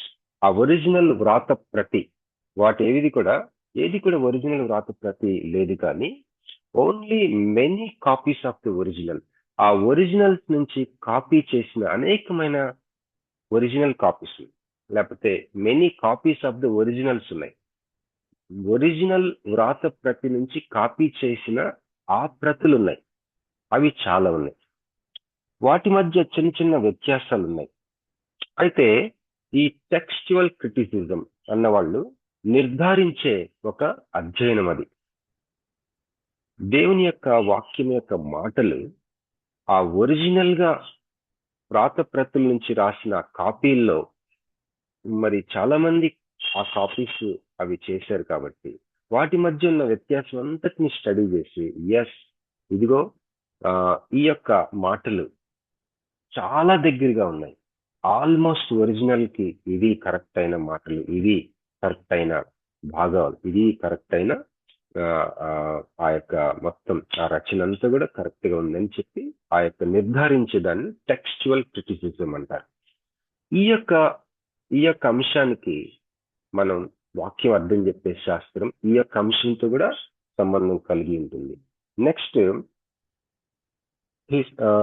Historical or higher criticism అంటే ఏంటి? మన వాక్యం అర్థం చెప్పే శాస్త్రం ఈ హెర్మెన్యూటిక్స్ ఈ యొక్క historical criticism are higher criticism దీనికి రిలేషన్ కలిగి ఉంది, సంబంధం కలిగి ఉంది. అసలు ఈ యొక్క హిస్టారికల్ ఆర్ హైయర్ క్రిటిసిజం అంటే ఏంటంటే, ఉదాహరణకి పౌలు గారు కొరింథీ పత్రిక రాసినప్పుడు ఆ పత్రికని చదువుతా ఉంటే కొన్ని స్టడీ బైబిల్స్ వచ్చినాయి. దాంట్లో ఎవరు రాశారు, గ్రంథకర్త ఎవరికి రాశారు, అలాగే ఏ సమయాల్లో రాయబడింది, ఇంచుమించు ఏ సంవత్సరంలో రాయబడింది, అలాగే దాని యొక్క చారిత్రాత్మక పరిస్థితులు ఏంటి, ఆ యొక్క రాసిన కాలంలో చరిత్ర అప్పట్లో ఉన్న పరిస్థితులు ఏంటి, అలాగే ఆ యొక్క రచన యొక్క అధికారికత ఏంటి, ఇది ఎంతవరకు అధికారికమైన అథెంటిక్ కాపీ ఇది. తర్వాత దీంట్లో ఏమన్నా వేరే ఏమైనా యాడ్ చేశారా, లేకపోతే మొత్తం ఒక పౌలు గారు రాసిన లెటరా, ఇదంతా కూడా అధ్యయనం చేసేదాన్ని హయ్యర్ క్రిటిసిజం అంటారు. మన యొక్క స్టడీ, వాక్యం అర్థం చెప్పే శాస్త్రం యొక్క సబ్జెక్టు ఈ యొక్క హయ్యర్ క్రిటిసిజం అంటే ఎవరు రాశారు, ఎవరికి రాశారు, తర్వాత అసలు ఏమి రాశారు, ఆ రాసిన టైంలో ఆ యొక్క పరిస్థితులు ఏంటి, చారిత్రాత్మక, ఇవన్నీ కూడా మనం ఒకసారి వాటి లోపలికి కూడా వెళ్ళొస్తుంటాం వాక్యం అర్థం తెలుసుకోవడానికి, మనకు నియమాలు నేర్చుకోవడానికి. తర్వాత ఎక్సిజెసిస్ అంటే బావిలో ఉదాహరణకి నీళ్లు మనం తోడుకుంటామా లేకపోతే బయట నుంచి లోపలికి వేస్తామా?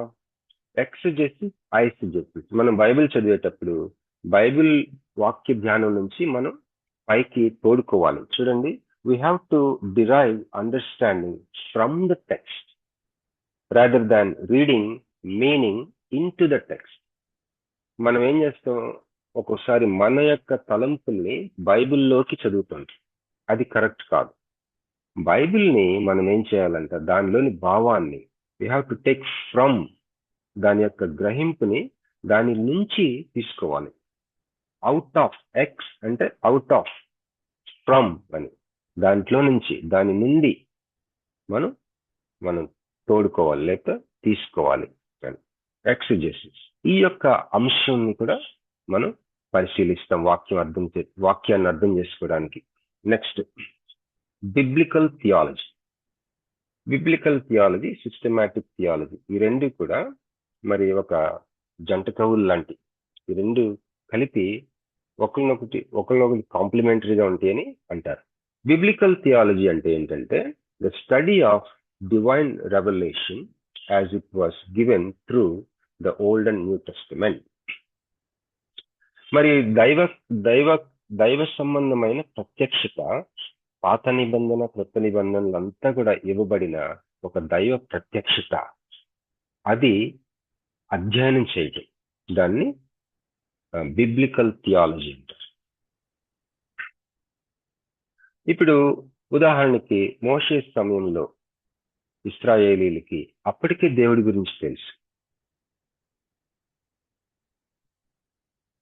ఆ తర్వాత మోషే కొండ మీద నుంచి వచ్చిన తర్వాత ఆయన దేవుడి గురించి, దైవ ప్రత్యక్షత గురించి ఏం చెప్పాడు, అప్పటికే వారికి ఉన్న ఆ యొక్క జ్ఞానానికి, దేవుని జ్ఞానానికి మరికొంత దేవుని జ్ఞానం ఏ విధంగా యాడ్ అయింది, ఈ యొక్క ప్రక్రియ, ఈ యొక్క క్రమేపీ ఆ యొక్క దైవ ప్రత్యక్షత పెరుగుతూ రావటం, ఈ యొక్క అంశాన్ని మనం బిబ్లికల్ థియాలజీలో నేర్చుకుంటాం.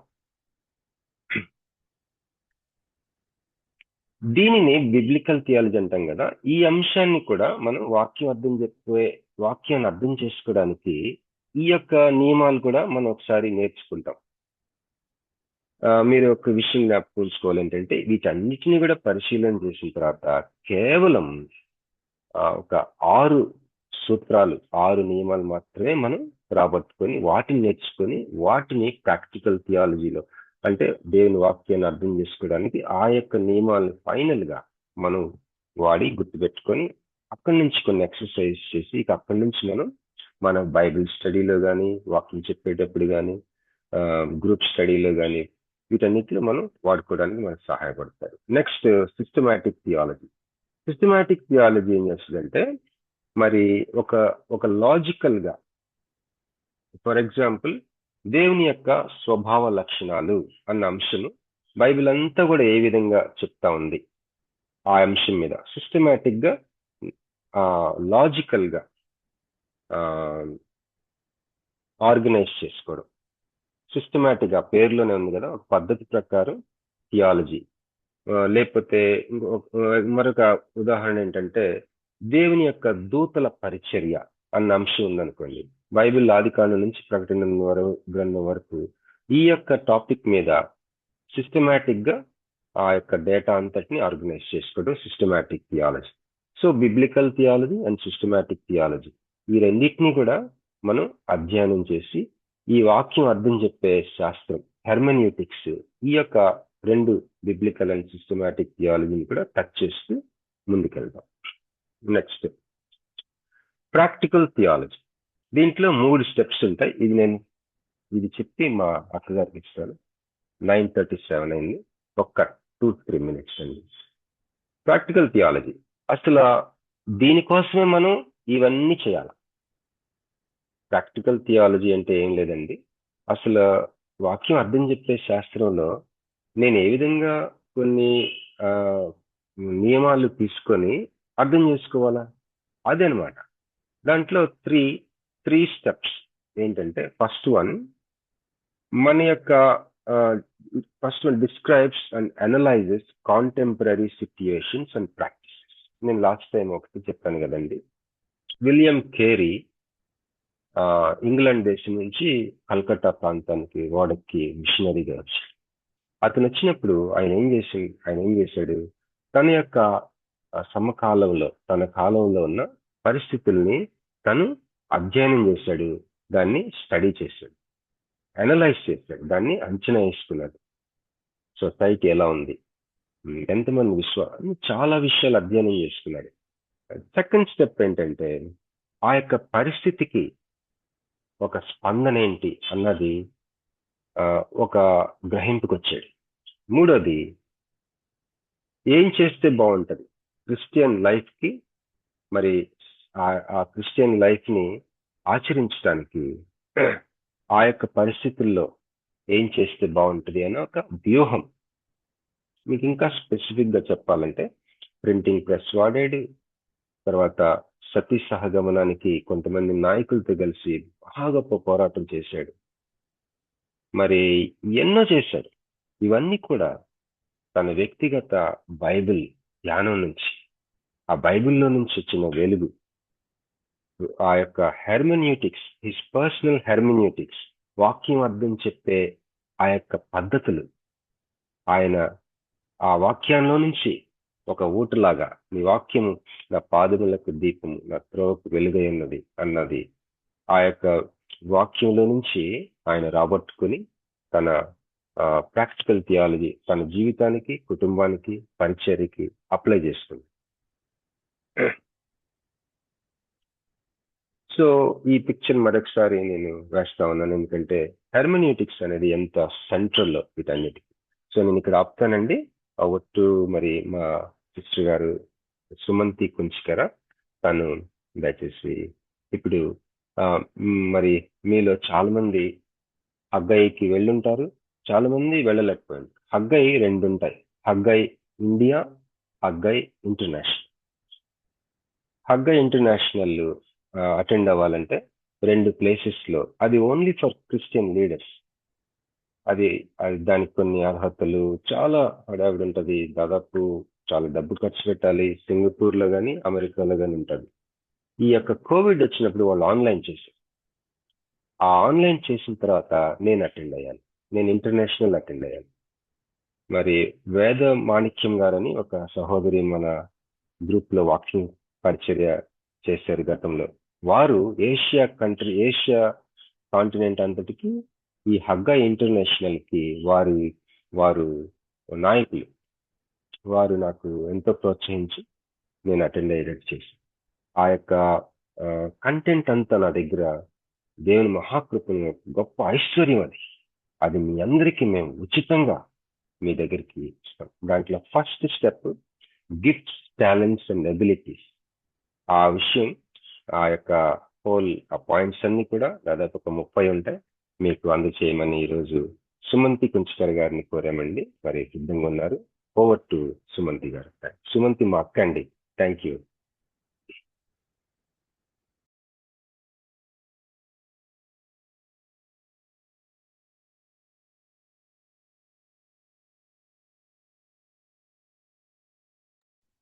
అన్మ్యూట్ చేసుకోండి సిస్టర్, మ్యూట్ లో ఉన్నారు.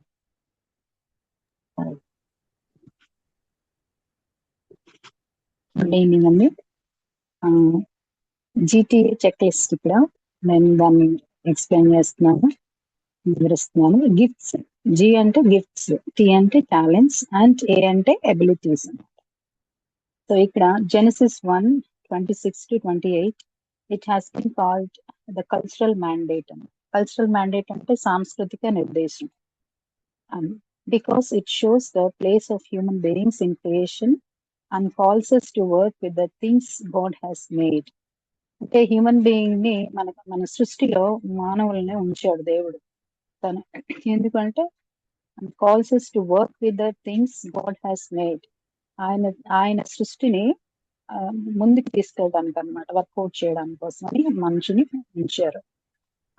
ఎట్లా అంటే రూలింగ్ ఓవర్, ఆర్డరింగ్ అంటే పరిపాలించడం, ఆర్డరింగ్ అంటే క్రమబద్ధీకరించడం, క్లాసిఫైయింగ్ అంటే విభజించటం, రీషేపింగ్ అంటే మళ్ళా తిరిగి దాన్ని పునరుద్ధరించడం, డెవలపింగ్ అంటే అభివృద్ధి పరచడం, అన్ఫోల్డింగ్ ద పొటెన్షియల్ అంటే దానిలో ఉన్నటువంటి ఆ శక్తి సామర్థ్యాలని వెలికి తీయటం, which we have been given, మనకి ఇవ్వబడినటువంటి అన్నమాట.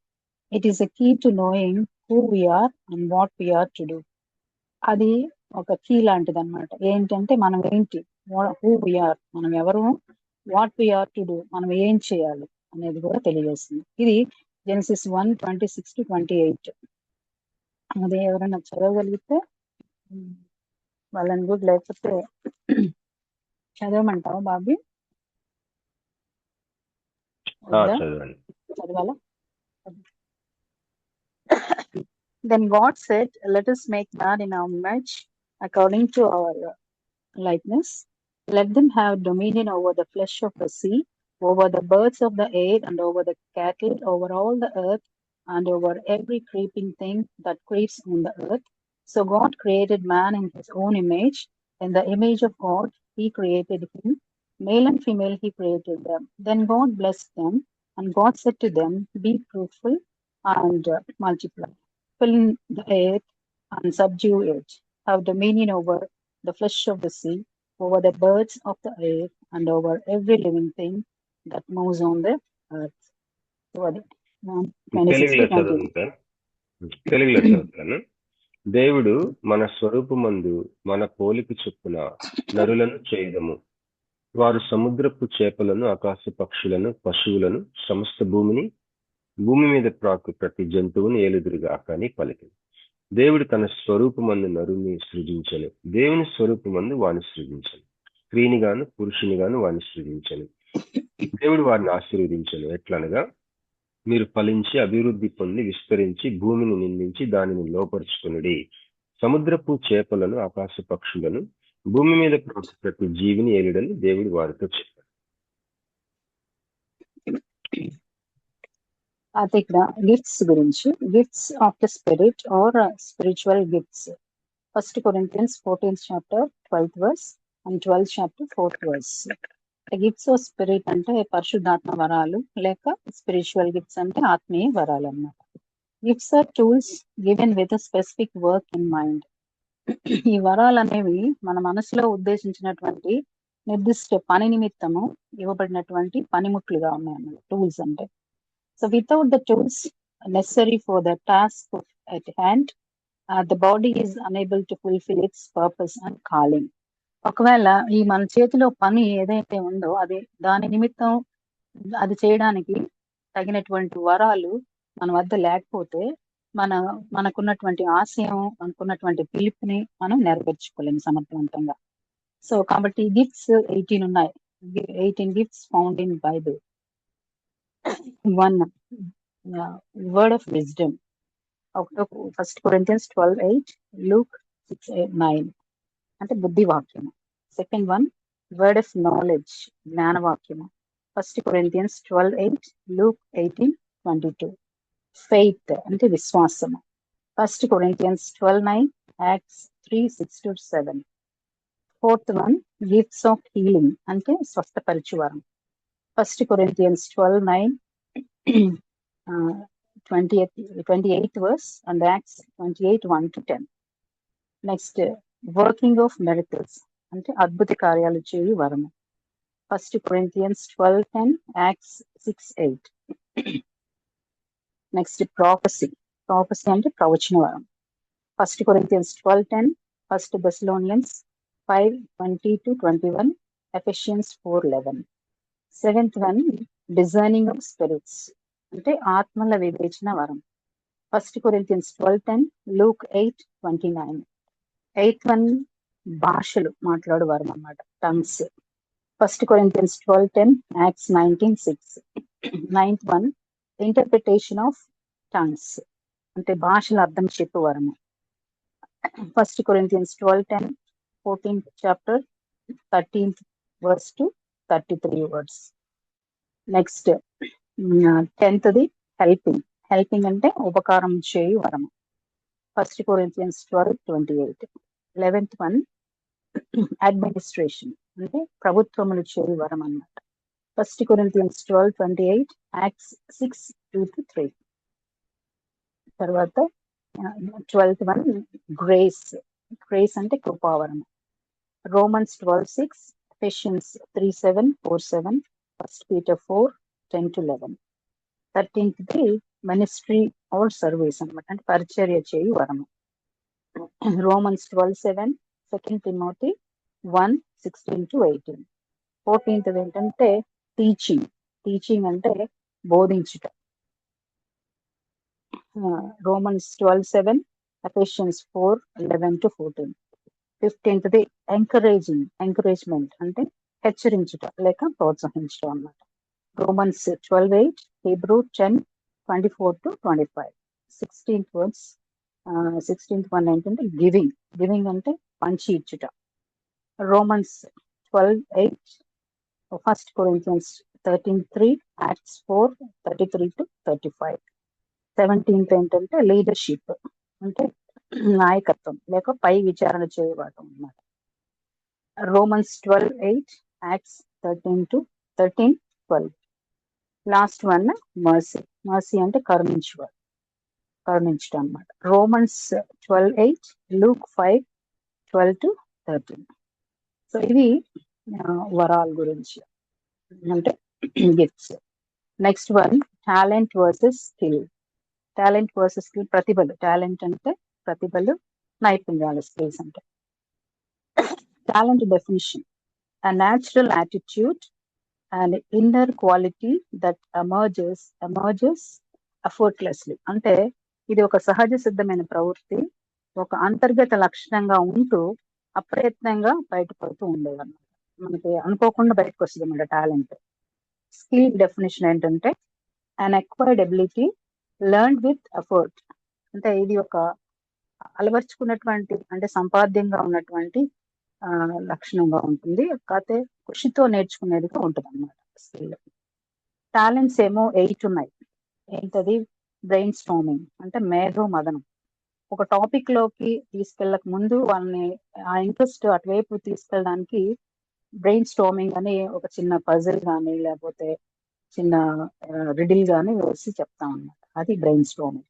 నెక్స్ట్ ఇన్స్పైరింగ్, అంటే స్ఫూర్తిదాయకంగా ఉండడం, టాలెంట్ అది కూడా, అంటే స్ఫూర్తిని కలిగించడం, అంటే ఇన్స్పైర్ చేయటం అన్నమాట. నెక్స్ట్ సెల్ఫ్ మేనేజింగ్, అంటే స్వీయ నిర్వహణ, అంటే తనంతట తానే ఇన్వాల్వ్ అవడం అన్నమాట, సెల్ఫ్. తర్వాత నెట్వర్కింగ్, అంటే సంబంధాలు పెంపొందించుకోవడం అన్నమాట. నెక్స్ట్ ఇన్నోవేషన్, అంటే వినూత్నంగా ఆలోచించడం, వినూత్నంగా. నెక్స్ట్ 6th వన్ లిజనింగ్, అంటే వినాలన్నమాట, వినడం. 7th వన్ నెగోషియేటింగ్, అంటే చర్చలు జరపడం. 8th వన్ ఏమో ప్రోగ్రామింగ్, అంటే కార్యక్రమాన్ని రచన చేయడం. ఇవి టాలెంట్స్ కి సంబంధించి. నెక్స్ట్ ఎబిలిటీస్ ఉన్నాయి కదా, ఎబిలిటీస్ అంటే సామర్థ్యాలు. And ability is the power to do things well, అంటే పనులను సక్రమంగా నిర్వర్తించడానికి లేకపోతే చేయగలిగిన శక్తి సామర్థ్యంగా పరిగణిస్తాం అన్నమాట. This includes knowledge, skill and talent that can be directed to achieve a result. ఈ సామర్థ్యాల కిందకే ఈ జ్ఞానం వస్తుంది, నైపుణ్యం వస్తుంది, తర్వాత ప్రతిభలు కూడా వస్తాయి. అవి ఏం చేస్తాయంటే మనల్ని మంచి ఫలితాల వైపు నడిపిస్తాయి. నెక్స్ట్ ఇవి ఏంటంటే ఈ సామర్థ్యాలు, ఎబిలిటీస్ 34 ఉన్నాయన్నమాట. బ్రీఫ్ గా చెప్తాను. 1 ఏంటంటే డొమినియన్ నాలెడ్జ్. డొమినియన్ నాలెడ్జ్ అంటే ఒక నిర్దిష్ట విషయ పరిజ్ఞానం అన్నమాట, ఒక పరిశ్రమ గురించి కానీ, అంటే knowledge that is specific to A dominion such as an industry, profession or field. For example, a pilot who knows how to safely land a jet on one engine. ఇక్కడ ఏంటంటే ఒక పరిశ్రమ కానీ వృత్తిపరంగా కానీ ఒక నిర్దిష్ట రంగంలో తగిన జ్ఞానాన్ని కలిగి ఉండటం అన్నమాట. అంటే ఒక పైలట్ కి తను సేఫ్ గా ఆ జెట్ ని 1 ఇంజిన్ ఉన్న జెట్ ని ఇలా ల్యాండ్ చేయడం అనేది తనకి ఆ నాలెడ్జ్ కలిగి ఉంటాడు కదా. Second one tacit knowledge. Tacit knowledge అంటే ఒక నిబద్ధత జ్ఞానం, నిశ్శబ్దంగా అంటే అవ్యక్త జ్ఞానం అన్నమాట. అంటే నేరుగా చెప్పకుండా అర్థం చేసుకునే జ్ఞానం అన్నమాట. అంటే ఆకలింపు చేసుకునే జ్ఞానం అన్నమాట. అంటే పుస్తక పరిజ్ఞానం లేకుండా ఉండడం అన్నమాట. అంటే చూడండి, టాసిక్ నాలెడ్జ్ అంటే skill that can only be obtained through direct experience such that they are difficult or impossible to learn from a book. For example leadership or baseball, అది చూసి నేర్చుకుంటా ఉంటారు అన్నమాట. అది వ్యక్తపరచడం బయటికి. థర్డ్ వన్ అంటే సిచ్యుయేటెడ్ నాలెడ్జ్, అంటే హైలీ స్పెసిఫిక్ నాలెడ్జ్ అన్నమాట. అంటే పరిస్థితుల ఆధారితంగా కలిగి ఉన్న జ్ఞానం. How to grow unusually large grapes on a particular hill with a unique టెరాయిల్. అంటే ఇక్కడ ఏంటంటే ఆ పరిస్థితులు అక్కడ లార్జ్ గ్రేప్స్ ని పండించవచ్చు. ఎలాగా అంటే ఆ నాలెడ్జ్, దానికి సంబంధించిన నాలెడ్జ్ కలిగి ఉండడం. Next fluid intelligence. Fluid intelligence అంటే ద్రవ మేధస్సు అన్నమాట. అంటే తెలియని కొత్త సమస్యలకి తక్షణ పరిష్కార మార్గాలని కనుక్కోవడం అన్నమాట. అంటే accomplishing novel tasks in areas where you have little pre existing knowledge అన్నమాట. అంటే కొంత నాలెడ్జ్ కలిగి ఉండటం. For example an intern at a bank who develops a model for valuing solar panel manufacturing firms that is accepted by senior analysts as useful. ఇక్కడ ఏంటంటే సౌర పలక సంస్థ అంటే అది ఆ మోడల్ ని అమర్చడానికి దానికి ఎంత విలువ ఉంటది, అంటే దాని అమౌంట్ ఎంత ఉంటది అనేది ఆ బ్యాంక్ లో విధులు నిర్వహించే వ్యక్తి, శిక్షణ పొందిన వ్యక్తికి దాని నాలెడ్జ్ కలిగి ఉంటాం అన్నమాట. ఫ్లూయిడ్ ఇంటెలిజెన్స్ అంటే అది ఎలాగైనా తను చెప్పేస్తాడు అనమాట. ఎవరైతే ఉన్నారో ఆ సీనియర్ యాక్సెప్ట్ చేశాడు అనమాట అది ఆ ప్యానెల్ పెట్టడానికి. సో అది ఎవరైతే ఆ బ్యాంక్ లో పనిచేసి ఉంటారో అతనికి తెలిసిపోతుంది విలువ కట్టడం. సో ఆ నాలెడ్జ్ ఏంటంటే ఫ్లూయిడ్ ఇంటెలిజెన్స్ అన్నమాట. నెక్స్ట్ ఫిఫ్త్ వన్ లెర్నింగ్ అంటే అక్వైరింగ్ న్యూ నాలెడ్జ్. అంటే ఏంటంటే ఇక్కడ acquiring new knowledge such as a farmer who is able to apply organic farming techniques they learn from a neighbor. వారు ఏం చేస్తారంటే ఇరుగు పొరుగు వారి నుంచి నేర్చుకున్న సొంత జ్ఞానంతో సేంద్రియ వ్యవసాయం చేయగలరు అన్నమాట. అదే లెర్నింగ్. నెక్స్ట్ సిక్స్త్ వన్ ఏంటంటే research, discovering knowledge and evaluating sources. For example entrepreneur అంటే వ్యవస్థాపకుడు, పారిశ్రామికవేత్త. ఆయన ఏం చేస్తాడంటే who develops an estimate of a competitor's unit cost from their financial statements. అంటే తన దగ్గర ఉన్నటువంటి ఆర్థిక నివేదిక లెక్కల ప్రకారంగా ఆయన ఆ పోటీదారుడు అంటే ఆ కాంపిటీటర్ యూనిట్ ఏం చేస్తాడు, ఆ ధరను లెక్కించగలడు అనమాట. ఆ నాలెడ్జ్ ని కలిగి ఉండటం అనమాట. Next sixth one analysis, the ability to organize, model and access information. For example, a business analyst who collects and documents requirements for a system project. అంటే విశ్లేషణాత్మకమైనటువంటి జ్ఞానం అన్నమాట. ఒక బిజినెస్ మ్యాన్ కలిగి ఉంటాడు. ఆయన ఏంటి ఈజీగా అనలైజ్ చేస్తాడు అనమాట, విశ్లేషిస్తూ ఉంటాడు డాక్యుమెంట్స్ ప్రకారంగా తన ప్రాజెక్ట్ లో ఎలా ఉంటుంది ఏంటనేది. నెక్స్ట్ రేషనల్ థాట్ అంటే హేతుబద్ధకంగా ఆలోచించడం, అంటే తర్కంతో కూడినటువంటి ఆలోచనలు కలిగి ఉంటాం. అంటే ability to develop arguments and ideas that reasonable peers would view as rational. For example, a student who gets high marks on essays due to their talent of developing an argument. అంటే for గాను anti గాను reverse లో రాయగలడు అనమాట.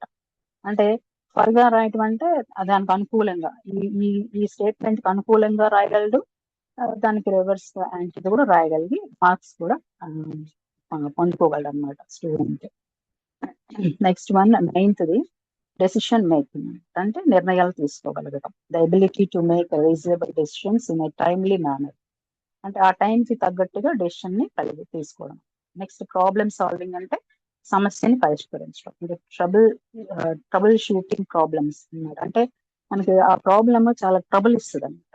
అది how to find a solution. అది దాని solution అంటే దాని యొక్క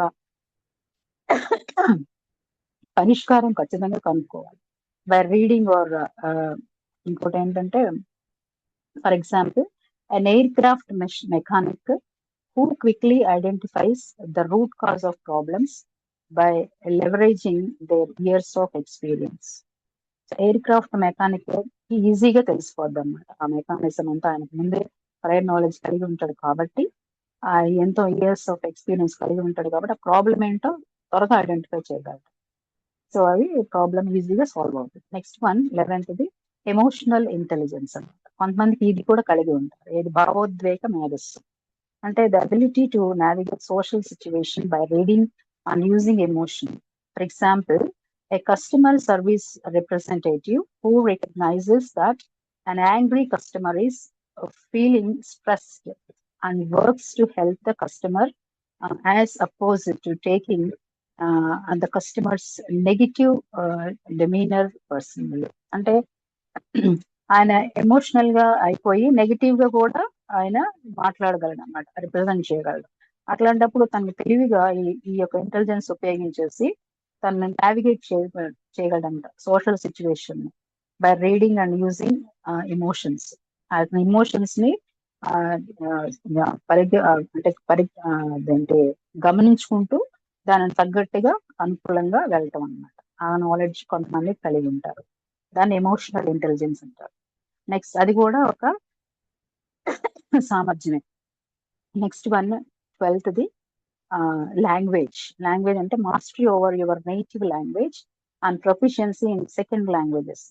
మన తెలుగే కాకుండా అదర్ లాంగ్వేజెస్ కూడా, ఇంగ్లీష్, కొంతమంది హిందీ వచ్చు, కొంతమంది కన్నడ వచ్చు, అట్లాగా. అది కూడా mastery over your native languages అని కలిగి ఉంటారు, కొంతమంది కలిగి ఉంటారు. అది కూడా టాలెంట్. నెక్స్ట్ సామర్థ్యం. నెక్స్ట్ క్రియేటివిటీ, ఎబిలిటీ అన్నమాట. కూడా నెక్స్ట్ క్రియేటివిటీ అంటే, క్రియేటివిటీ అంటే సృజనాత్మకత అన్నమాట. లాంగ్వేజ్ అంటే భాష పరిజ్ఞానం, క్రియేటివిటీ అంటే సృజనాత్మకత. అంటే generating useful ideas that are non obvious, such as architect who develops a new way to transport natural light into interior of the building అన్నమాట. అది క్రియేట్ చేస్తాడు అన్నమాట సృజనాత్మకంగా ఇంటీరియర్ అంతా కూడా. నెక్స్ట్ క్రాఫ్ట్ అంటే హస్తకళలు. The ability to create things with your hands. For example, కొంతమంది ఇలాంటి క్రాఫ్ట్ ఐటమ్స్ చేస్తుంటారు. The skills required to make traditional Hawaiian quilts. బాగా కుడతారు అన్నమాట. హవాయిన్ క్విల్ట్స్ అంటే మందంగా ఉన్న దుప్పట్లు లాంటివి, నార్త్ లో ఉంటాయి. సో అట్లాంటి బాగా టాలెంట్ ఉపయోగించి కుడతారు. నెక్స్ట్ ఆర్ట్ అంటే కళలు అన్నమాట, హస్తకళలు. Artistic talent such as skilled painter అన్నమాట, పెయింటింగ్ బాగా చేయగలరు. నెక్స్ట్ 16 ఆర్కిటెక్చర్ అంటే నిర్మాణాత్మక జ్ఞానం కలిగి ఉంది. అంటే భవనాలని అంతర్గత నిర్మాణం కరెక్ట్ గా చేయగలుగుతుంటారు. The design of structures such as buildings and infrastructures. Next design, రూపకల్పన చేస్తారు. Design is a broad term for the creation of original work produced. This include visual design, product design, user interface design, interior designs. చాలా మంది మనం interiors చేయించుకుంటాం. తర్వాత information design, engineering and software design. Next implementation అంటే అమలు చేయడం. కొంతమంది భలే చక్కగా ఇంప్లిమెంట్ చేసుకుంటూ ఉంటారు.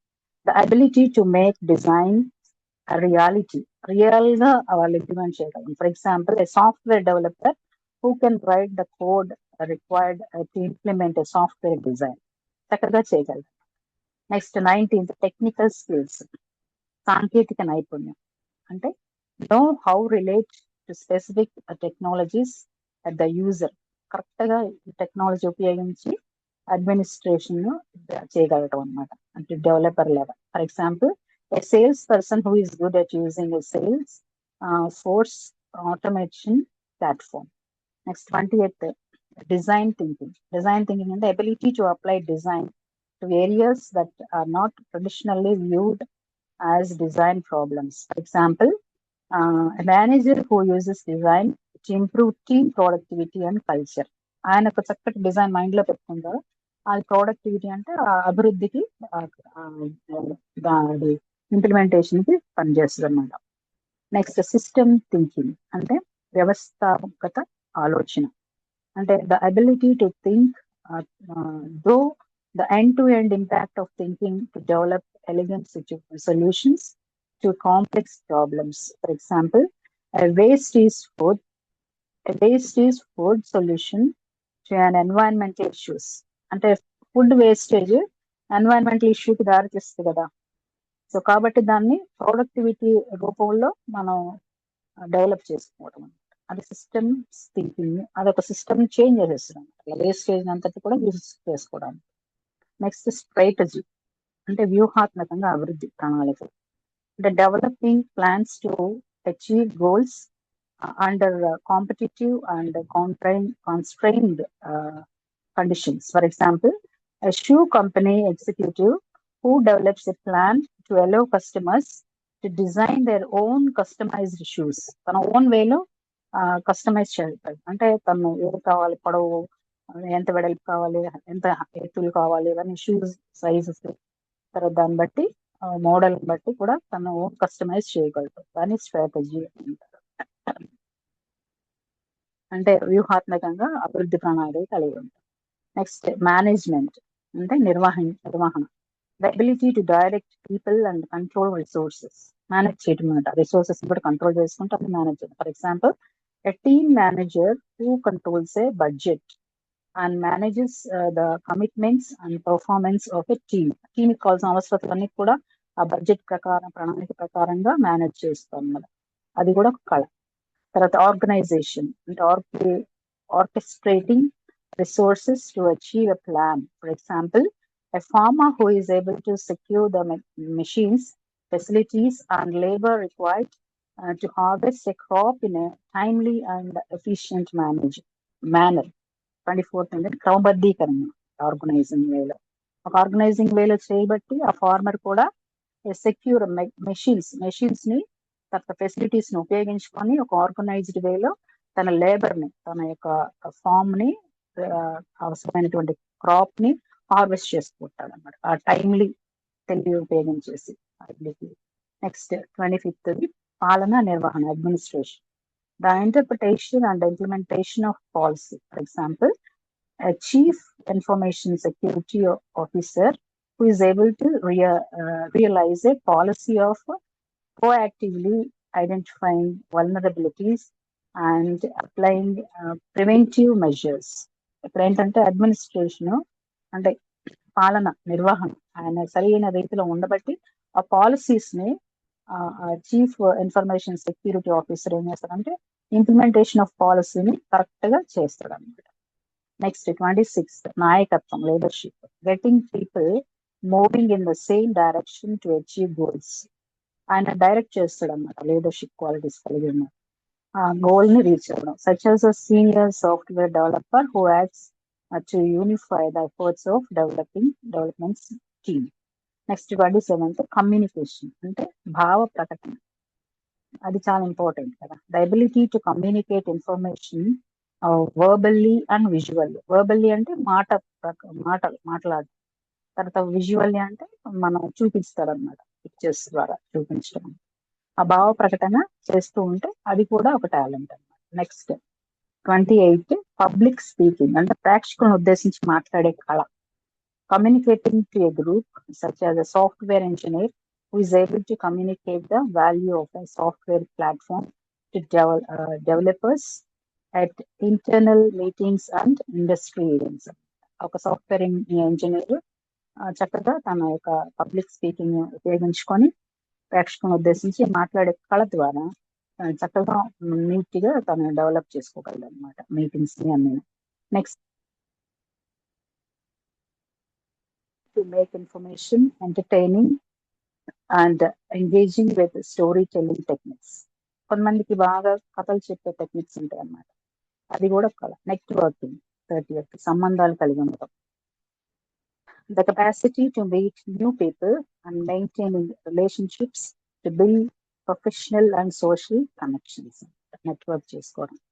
Next 31st, influencing, communicating to influence the actions and ideas of others. For example, a salesperson who is good at closing. Influencing అంటే ప్రభావితం చేయగలగడం. ఎలాగ ఐడియాస్ ని ప్రభావితంగా కమ్యూనికేట్ చేయడం అనేది అది కూడా కాదు. నెక్స్ట్ నెగోషియేషన్ అంటే సంప్రదింపులు కలిగి ఉండడం. Negotiating favourable agreements. అగ్రిమెంట్ అంటే ఒప్పందాలు. Purchasing manager who is good at negotiating prices and terms with suppliers. So a negotiation కలిగి ఉంటారు suppliers. 33 last, cultural capital. Cultural capital అంటే సాంస్కృతిక రాజధాని. అంటే ఏంటంటే వాట్ ఈస్ కల్చరల్ క్యాపిటల్ అంటే cultural capital is ability to influence in the context of a society and culture.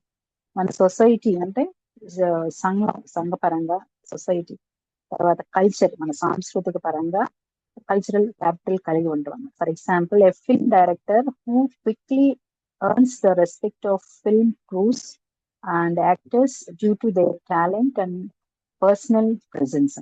ఆయన అక్కడ ఉండి తన టాలెంట్ ని ఉపయోగించేసి ఆ కల్చర్ ని ఫిల్మ్ డైరెక్ట్ చేసి చక్కగా ఇతరుల యొక్క మెంబర్స్ నుంచి యాక్టర్స్ యొక్క టాలెంట్స్ ని గుర్తించి తన యొక్క నీట్ గా ఆ కల్చర్ ని ప్రొడ్యూస్ చేస్తారు. What is cultural capital example అంటే traditional examples of cultural capital includes ఏంటంటే cultural capital example visiting different countries, participating in expensive extra curricular activities. Extra curricular activities అంటే ఇట్లాంటి హస్తకళలు అన్నమాట. లెర్నింగ్ అంటే అదర్ దాన్ కరికులం కాకుండా అన్నమాట, అంటే సబ్జెక్ట్ మ్యాటర్ కాకుండా. Participating in expensive extra curricular activities, learning musical instruments, wearing nice clothes, or speaking in a proper way. ఇవన్నీ కూడా దాంట్లోనే వస్తాయి. So cultural activities defined as the social assets of a person that can be used to increase one's chances of success in life. ఈ cultural capital use చేయడం వల్ల life లో success కూడా మనం సాధించగలం. సో లాస్ట్ వన్ ఏంటంటే self direction. Self direction అంటే స్వీయ నిర్దేశం, అంటే finding your own path to be productive in a face of uncertainty, distractions. అది ఎలా ఉండాలంటే మన సెల్ఫ్ డైరెక్షన్ ఏంటంటే మన డిస్ట్రాక్షన్స్ కలుగుతాయి, అంటే అవరోధాలు, అన్సర్టనిటీస్ అంటే కొన్ని అసందర్భంగా కొన్ని అన్సర్టన్ థింగ్స్ కూడా జరుగుతూ ఉంటాయి మన లైఫ్స్ లో. తర్వాత కాంపిటీషన్స్ ఫేస్ చేస్తాం, కాన్స్ట్రైన్స్ అంటే ల్యాక్ ఆఫ్ అథారిటీ, ఇవన్నీ కూడా మన ల్యాప్సెస్. అప్పుడు ఏం చేయాలి? సెల్ఫ్ డైరెక్షన్, మన సొంతగా డైరెక్ట్ చేసుకుంటూ ఉండాలి. For example, a project manager who is somehow able to deliver a project without much support from business units. So delivery boy ఎంత బిగ్ గా తను ఇవ్వాలి ఆ ప్రోడక్ట్, ఆ project delivery project without much support from business units. ఆ business unit support చేయలేకుండానే తన own వేలో తన ఓన్ సెల్ఫ్ డైరెక్షన్ ఉపయోగించి ఆ ప్రాజెక్ట్ ని ఫుల్ఫిల్ చేయగలిగి ఉంటాం. సో దీస్ ఆర్ ద 34 సామర్థ్యాలు ఇక్కడ ఇవ్వబడ్డాయి. వీటన్నిటిని సాధ్యమైనంత బ్రీఫ్ గా ఎక్స్ప్లెయిన్ చేయడం అయింది. థ్యాంక్ యూ అండి. మరి మనందరి తరఫున సుమంతి కుంచిగర గారికి కృతజ్ఞతలు తెలియజేసుకుంటున్నాను. మరి ఆల్మోస్ట్ ఈరోజు మధ్యాహ్నమే రిక్వెస్ట్ చేసి ఇదంతా డేటా పంపించాము. మరి దేవుని చిత్తం అయితే నెక్స్ట్ టైం ఇంకా వివరంగా మనం విందాం.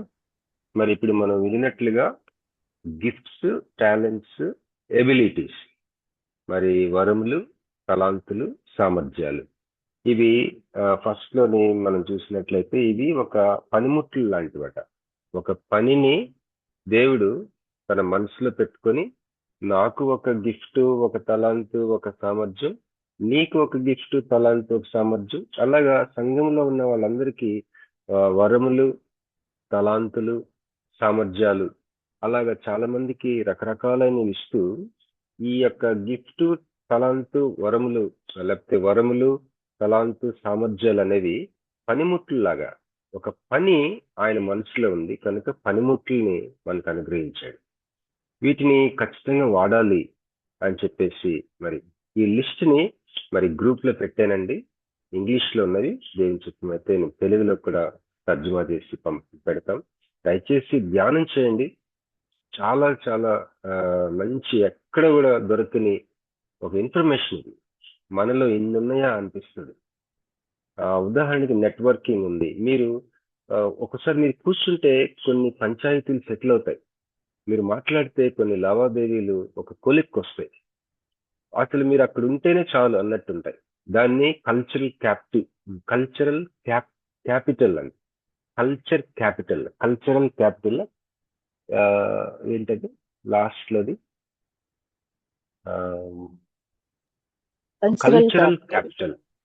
Cultural capital. ఒకసారి మిమ్మల్ని చూసి చాలా మంది ధైర్యం తెచ్చుకుంటారు, మీకులాగా ఉండాలనుకుంటారు, మీ వర్క్ ప్లేస్లో కానీ ఎక్కడైనా. మరి అలాంటి అది ఒక సామర్థ్యం. అలాగే మరి లిస్ట్ అంతా మనం చూసాం కదండి. ఈ లిస్ట్ అంతా కూడా మనం మరొకసారి మీరు ధ్యానం చేయండి. దీని మీద చిన్న టెస్ట్ ఉంటుందండి. ఎందుకంటే మీరు ఇవి అనేక మందికి చెప్పాలి, వాళ్ళల్లో ఉన్న సామర్థ్యాలు. మరి అనేకంగా కృంగిపోకుండా, నిరాశ నిస్పృహలకు గురి కాకుండా యవనస్తులు అనేక మంది ఇవన్నీ కూడా వాళ్ళ దగ్గరికి తీసుకెళ్ళినప్పుడు, అవకాశం ఉన్నప్పుడల్లా మరి పౌలు తిమోతిలో గుర్తించాడు తనలో ఉన్న సామర్థ్యాలు, ఆ విశ్వాసము, ఆ వరము, అవన్నీ గుర్తించి ఒక ఆత్మీయ తండ్రిగా దాన్ని బయటికి లాగాడు. అలాగా మనం ఉండాలి. అసలు గిఫ్ట్లు అసలు ఏమేమి ఉన్నాయి, తలాంతులు ఏమేమి ఉన్నాయో, సామర్థ్యాలు ఏమేమి ఉన్నాయో మనకు కానీ బాగా తెలిస్తే మనం అనేక మందిని తరబీదు ఇవ్వచ్చు. వాళ్ళలో ఉన్న ఈ యొక్క వరాలు, తలాంతులు, సామర్థ్యాలు గుర్తించి పైకి రావచ్చు. దేవుని స్తోత్రం కలిగిన గాక. మరి 10:13 అయిందండి. 10:30 మనం క్లోజ్ చేసుకుంటాం. ఎంతవరకు అయితే అంతవరకు మనం చూసుకుందాం. మళ్ళీ మనం will go back to our lesson. చిన్న ప్రార్థన చేసుకుందాం. ప్రభువా, మరి ఈ యొక్క మిగిలిన ఈ కొన్ని నిమిషాలు మా యొక్క వినికిడిలో మీరు ఆశీర్వదించండి, మాకు సహాయం చేయండి అయ్యా. మరి లెర్నింగ్ అనేది అది ఎంతో శ్రమతో, హార్డ్ వర్క్ సంబంధించింది కనుక అలాంటి శ్రమ మేము పడటానికి మీకు ఉపయోగించమని అడగచ్చు. యేసుక్రీస్తు నామములో ప్రార్థించి వేడుకొనిచున్నాం తండ్రి, ఆమేన్. ప్రైజ్ గాడ్, హల్లెలూయా. సారీ, షేర్ చేస్తానండి. Share my screen.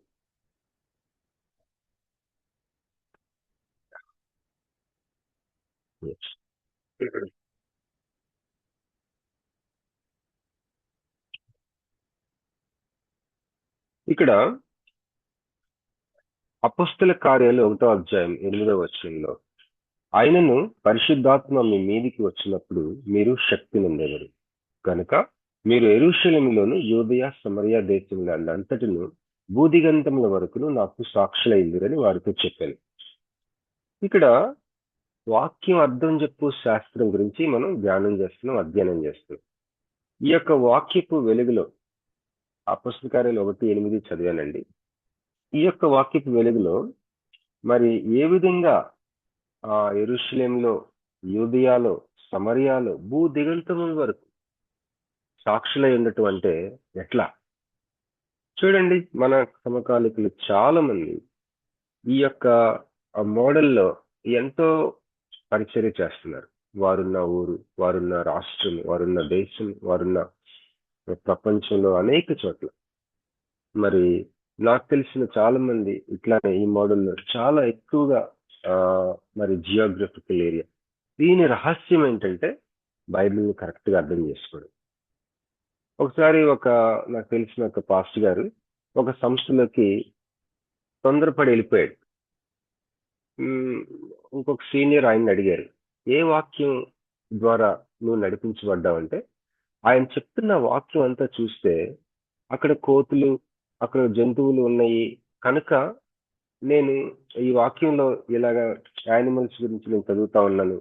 అది రాగానే నాకు వచ్చిన అవకాశం ఆ ఏరియాలో, ఆ ప్రాజెక్ట్లో ఈ జంతువులు కూడా ఉన్నాయి, అక్కడ కోతులు ఉన్నాయి. నేను ఇట్లా అన్వయించుకొని దేవుడు నన్ను నడిపిస్తున్నాడని వెళ్ళాను అని అన్నాడు. కానీ అక్కడ ఎక్కువ కాలం ఉండలా, ఫలించలేదు. తన యొక్క టైం వచ్చేసాడు. కనుక దేవుని వాక్యం అర్థం రాబట్టుకునే విషయంలో మనం కానీ సరిగ్గా లేకపోతే అది మనం ఇట్లానే అసలు ఒక ఇన్స్టెబిలిటీ ఉంటుంది. అస్థిరత్వం ఉంటుంది మనకి. అది ఎంతో ప్రమాదకరమైంది. మరి ఈ యొక్క యూదయ, సమరయ, యెరూషలేము, యూదయ, సమరయ, భూదిగంతముల వరకు వాళ్ళు ఎలా వెళ్ళగలిగారు?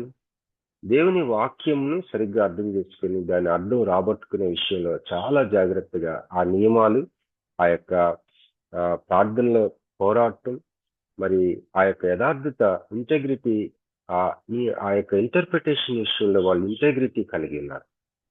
దేవుని యొక్క వాక్య భావాన్ని రాబట్టుకొని దాన్ని అన్వయించుకునే విషయంలో చాలా యథార్థత కలిగి ఉన్నారు. అందువల్ల వాళ్ళ యొక్క సమయం ఫలించింది. దేవునికి స్తోత్రం కలిగినాక తర్వాత మరి ఈ యొక్క వాక్యం అర్థం చెప్పు శాస్త్రం ఎంత దూరం దాని పర్యవసానాలు ఉంటాయి అంటే, ఒక దేశం యొక్క విదేశీ విధానాలని నువ్వు వాక్యపు వెలుగులో దానిని అంచనా వేయగలవు. ప్రార్థనలకి కానీ, ప్రార్థన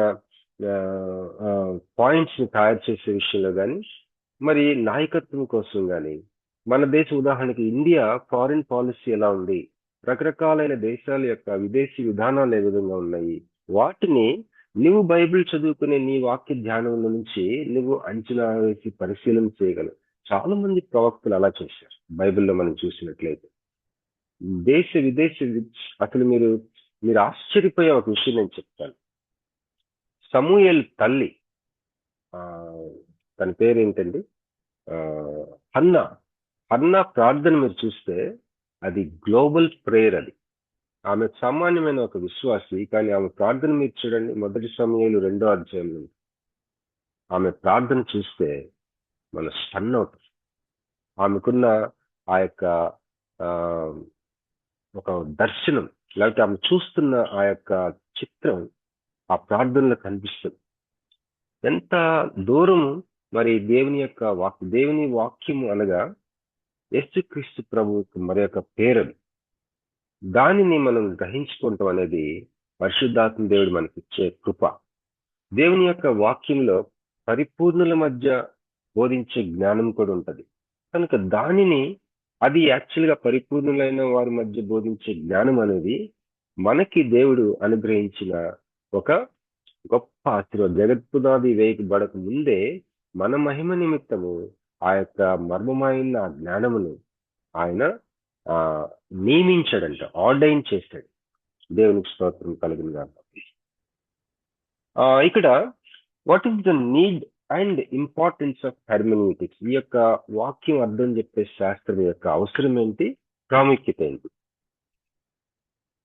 మరి మనం మామూలుగా న్యూస్ పేపర్ చదివినా, బైబిల్ చదివినా, ఎవరైనా చెప్పే మాటలు వింటున్నా ఆటోమేటిక్ గా మనం తెలియకుండానే ఏదో ఒక పద్ధతి ద్వారా గ్రహించుకుంటానే ఉంటాం. న్యూస్ పేపర్ని గ్రహించుకుంటుంటాం, బైబిల్ని చదువుతున్నప్పుడు తెలుసుకుంటూ ఉంటాం, అర్థం చేసుకుంటూ ఉంటాం. ఈ యొక్క మనకు అనుకోకుండా జరిగే దానికి ఒక కోడింగ్ ఇచ్చామనుకోండి, అదే వాక్యం అర్థం చెప్పే శాస్త్రం యొక్క ఒక మామూలుగా అర్థం చేసుకోవాలంటే. అయితే ఈ యొక్క ఆటోమేటిక్ గా జరిగిపోయే ఈ అవగాహన, ఫర్ ఎగ్జాంపుల్ మనం న్యూస్ పేపర్ చదువుతున్నప్పుడు ఎప్పుడో ఒక 100 సంవత్సరాల క్రితం సంబంధించింది ఏదో రాసుకొచ్చారనుకోండి, వెంటనే మనకి కష్టంగా ఉంటుంది గ్రహించుకోవడం. మనం అప్పుడు దాకా మనకు అర్థం అవుతున్నది కొద్దిగా ఆటంకం వస్తుంది. ఇక్కడ ఏంటిది అర్థం అవ్వట్లేదులే, మనకి ఎందుకులే వెళ్ళిపోతాం, లేదా ఇంకా అర్థం చేసుకోవాలంటే కొన్ని పద్ధతుల ద్వారా మనం దాన్ని అర్థం చేసుకోవడానికి ప్రయత్నం చేస్తే తప్ప అర్థం అవ్వం. అలాంటివి బైబిల్లో చాలా ఉంటాయి మనకు అర్థం కానివి. దాంట్లోకి ఏం చేస్తామంటే సహజంగా దాన్ని మనం యాలిగరైజ్ చేస్తాం. అంటే ఏది ఈ మాట వెనక ఏదో మర్మం ఉందని దాన్ని పెట్టి దాన్ని ఇంకొక దగ్గర తీసుకెళ్ళి కలిపి దానికి ఇంకోటి పోల్చి దాంట్లో నుంచి ఇంకొక సారాంశం తీసి రకరకాలైన అసలు ఆయన రాసింది ఎందుకు రాశాడో అని రాబట్టుకోవడానికి మనం కొన్ని పద్ధతులు వాడకుండా చాలా డైవర్ట్ అయిపోవడానికి అవకాశం. అయితే కొన్ని గ్యాప్స్ ఉన్నాయి. మనం వాక్యాన్ని అర్థం చేసుకునే విషయంలో మనకి ఎదురయ్యే కొన్ని గ్యాప్స్, కొన్ని ఒకలాంటి బ్రిడ్జిల్ లాంటి అవి దాటాలి. వాటిలో మొట్టమొదటిది హిస్టారికల్ గ్యాప్. మరి దేవుని వాక్యం రాసిన ఆ యొక్క రచయితలకి మనకి మధ్య 2000 సంవత్సరాలు ఇంకా ఎక్కువ. మరి పాత నిబంధన రచయితలకి అయితే ఇంకా ఎక్కువ. ఎంతో గ్యాప్ ఉంది మనకి వారికి మధ్య. హిస్టారికల్ గ్యాప్ ఉంది. అది విషయం మనం గుర్తుపెట్టుకోవాలి. మరి యోనా పుస్తకం మనం చదువుతున్నప్పుడు యోనా స్టోరీలో మరి యోనా ఎందుకు నినేవే వారి దగ్గరికి వెళ్లకుండా దేవుడి పిలుపు తెలిసి కూడా మరి పారిపోతాడు? అది మనం చదివినప్పుడు మనం పెద్దగా ఆ చరిత్ర గాని తెలియకపోతే మనకి యోనా ఎందుకు చేసాడో అర్థం కాదు. ఆ యొక్క నినేవే ప్రజలు అత్యంత కనీవిని ఎరిగినంత క్రూరులంట. వాళ్ళు భయంకరమైన క్రూరత్వం. ఇశ్రాయేలీల్లో వాళ్ళు గర్భిణీ స్త్రీల యొక్క గర్భాన్ని కత్తితో చీల్చేసి ఆ శిశువుల్ని ముక్కలుగా నరికేసి అనేక మందిని చంపి ఆ పుర్రెలతో డెకరేషన్ చేసుకునే వాళ్ళట ఆ యొక్క నినివే ప్రజలు. తన సొంత ప్రజలకి అలా చేశారని చెప్పేసి తన మనసులో బాధపడ్డాడు. లేకపోతే మనం అలా చేస్తే మన వాళ్ళని మనం వెళ్తామా ప్రవక్తగా? అందుకు వెళ్ళలేదు. చరిత్ర గాని తెలిస్తే మనకి ఎంత సహాయం పొందుతాం మనం బైబిల్ చదువుతున్నప్పుడు. ఇప్పుడు మీరు ఇది విన్నారు, ఫస్ట్ టైం వినిన వారు మళ్ళీ యోనా కథ విన్నప్పుడు మీకు కొత్తగా అర్థమవుతుంది, రియల్ గా అర్థమవుతుంది. అలాగనమాట మనం వాక్యం అర్థం చేసుకునేటప్పుడు మనకు వచ్చే ఆటంకం హిస్టారికల్ గ్యాప్. అది ఎప్పుడో జరిగింది, అప్పుడు జరిగిన పరిస్థితులు ఏంటి అన్నది మనకు తెలిస్తే మనకు చాలా చక్కగా అర్థం అవుతుంది. అది తెలుసుకోవడానికి మనం ప్రయత్నం చేయాల. రెండోది కల్చరల్ గ్యాప్. ఇప్పుడు మనము ఎలా ఊహించుకోవాలంటే మనల్ని మనం ఒక గాజు సీసాలో గాజు బాటిల్లో ఉన్న నీళ్ళల్లో ఉన్న ఒక చేప అనుకుందాం. ఈ చేప మనం ఏం చేస్తున్నాము, మరొక గాజు బాటిల్లో ఉన్న గాజు ఫిష్ పెడతారు కదా, అలాంటి ఫిష్ ఇంకొక గాజు బాటిల్లో ఉన్న ఫిష్ ని మనం ఈ బాటిల్లో నుంచి చూస్తున్నాం దాన్ని. అంటే ఉదాహరణకి ఎప్పుడో జరిగిపోయిన బైబిల్లో ఏదో చదువుతా ఉంటే మనం ఏం చేస్తాం, మనం ఏమనుకుంటాం, అది వాళ్ళ సంస్కృతి, అది ఇశ్రాయేలీకి ఒక సంస్కృతి ఉంది, అప్పుడు కాలాలు ఇట్లా సంస్కృతి ఉంది అని అనుకుంటున్నాం. కానీ మనం ఒక సంస్కృతిలో ఉన్నాం, మన రక్తంలో ఒక సంస్కృతి ఉంది, మనకు ఒక బ్యాక్గ్రౌండ్ ఉంది, మనకు ఒక థింకింగ్ ఉంది. కనుక మనం దీంట్లోంచి బయటకు వచ్చేమి చూడటం అసాధ్యం అసలు. కనుక ఇక్కడ ఏమంటున్నాడంటే we are a gold fish in one bowl, అంటే మన ఓన్ కాలాలు, మన సంస్కృతి, looking at gold fish in another bowl, biblical times and culture. Bible ఎప్పుడు రాశారు ఆ టైంలో ఉన్న సమయాలు, సంస్కృతుల్ని మనము మన సమయాలు, సంస్కృతిలో నుంచి అక్కడికి చూస్తున్నాం. ఈ యొక్క సంస్కృతి అనే గ్యాప్ మనం జాగ్రత్తగా గుర్తుపెట్టుకోవాలి మన వాక్యం చదివినప్పుడు. ఇది ఎప్పుడైతే మనం గుర్తించమో serious misunderstanding of the meaning of Bible words and action. మనం ఎప్పుడైతే ఈ సంస్కృతి ఇంత ఏమంటారు గ్యాప్ ఉందని మనం గుర్తించకుండా బైబిల్ చదివేస్తుంటాము, అది చాలా సీరియస్ మిస్అండర్స్టాండింగ్ దారితీస్తుంది అనమాట. చాలా అపార్థం చేసుకుంటాం బైబిల్ని మనం చదువుతున్న భాగాల్ని. అలాగే మూడవ గ్యాప్ ఏంటంటే ఫిలసాఫికల్ గ్యాప్. అక్కడ వాళ్ళకి పరిస్థితులు, జీవితాన్ని వాళ్ళు చూసే ఒక దృష్టి. ఉదాహరణకి మరి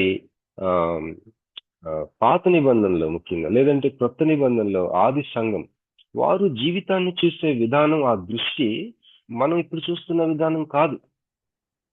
ఆ యొక్క వాళ్ళ యొక్క జీవితాన్ని, ఈ లోకాన్ని, సమస్తాన్ని వాళ్ళు చూసే దృష్టిని మనం పసిగట్టాలి.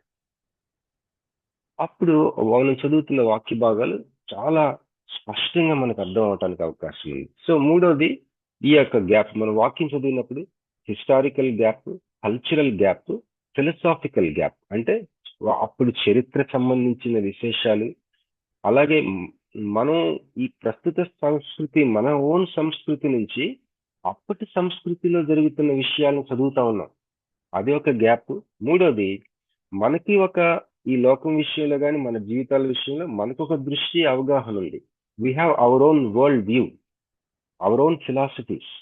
దీంట్లో నుంచి మనం వారు ఏ యొక్క వాక్య భాగం నూతన నిబంధన అవ్వచ్చు, పాత నిబంధన అవ్వచ్చు, ఆ యొక్క అంశాలు, ఆ వాక్య భాగాలు మనం చదువుతున్నప్పుడు ఫిలాసఫీ గ్యాప్ అనేది ఈ యొక్క వాళ్ళు ఏ విధంగా జీవితాన్ని, మరి ధర్మశాస్త్రాన్ని, లోకాన్ని అర్థం చేసుకుంటున్నారో అది మనం అర్థం చేసుకుంటున్న దానికి తేడా ఉంది, వ్యత్యాసం ఉందన్న సంగతి మనం ఎప్పుడైతే గమనించుకొని పసిగడతామో వాక్యం అర్థం చేసుకోవడానికి చాలా ఉపయోగపడుతుంది.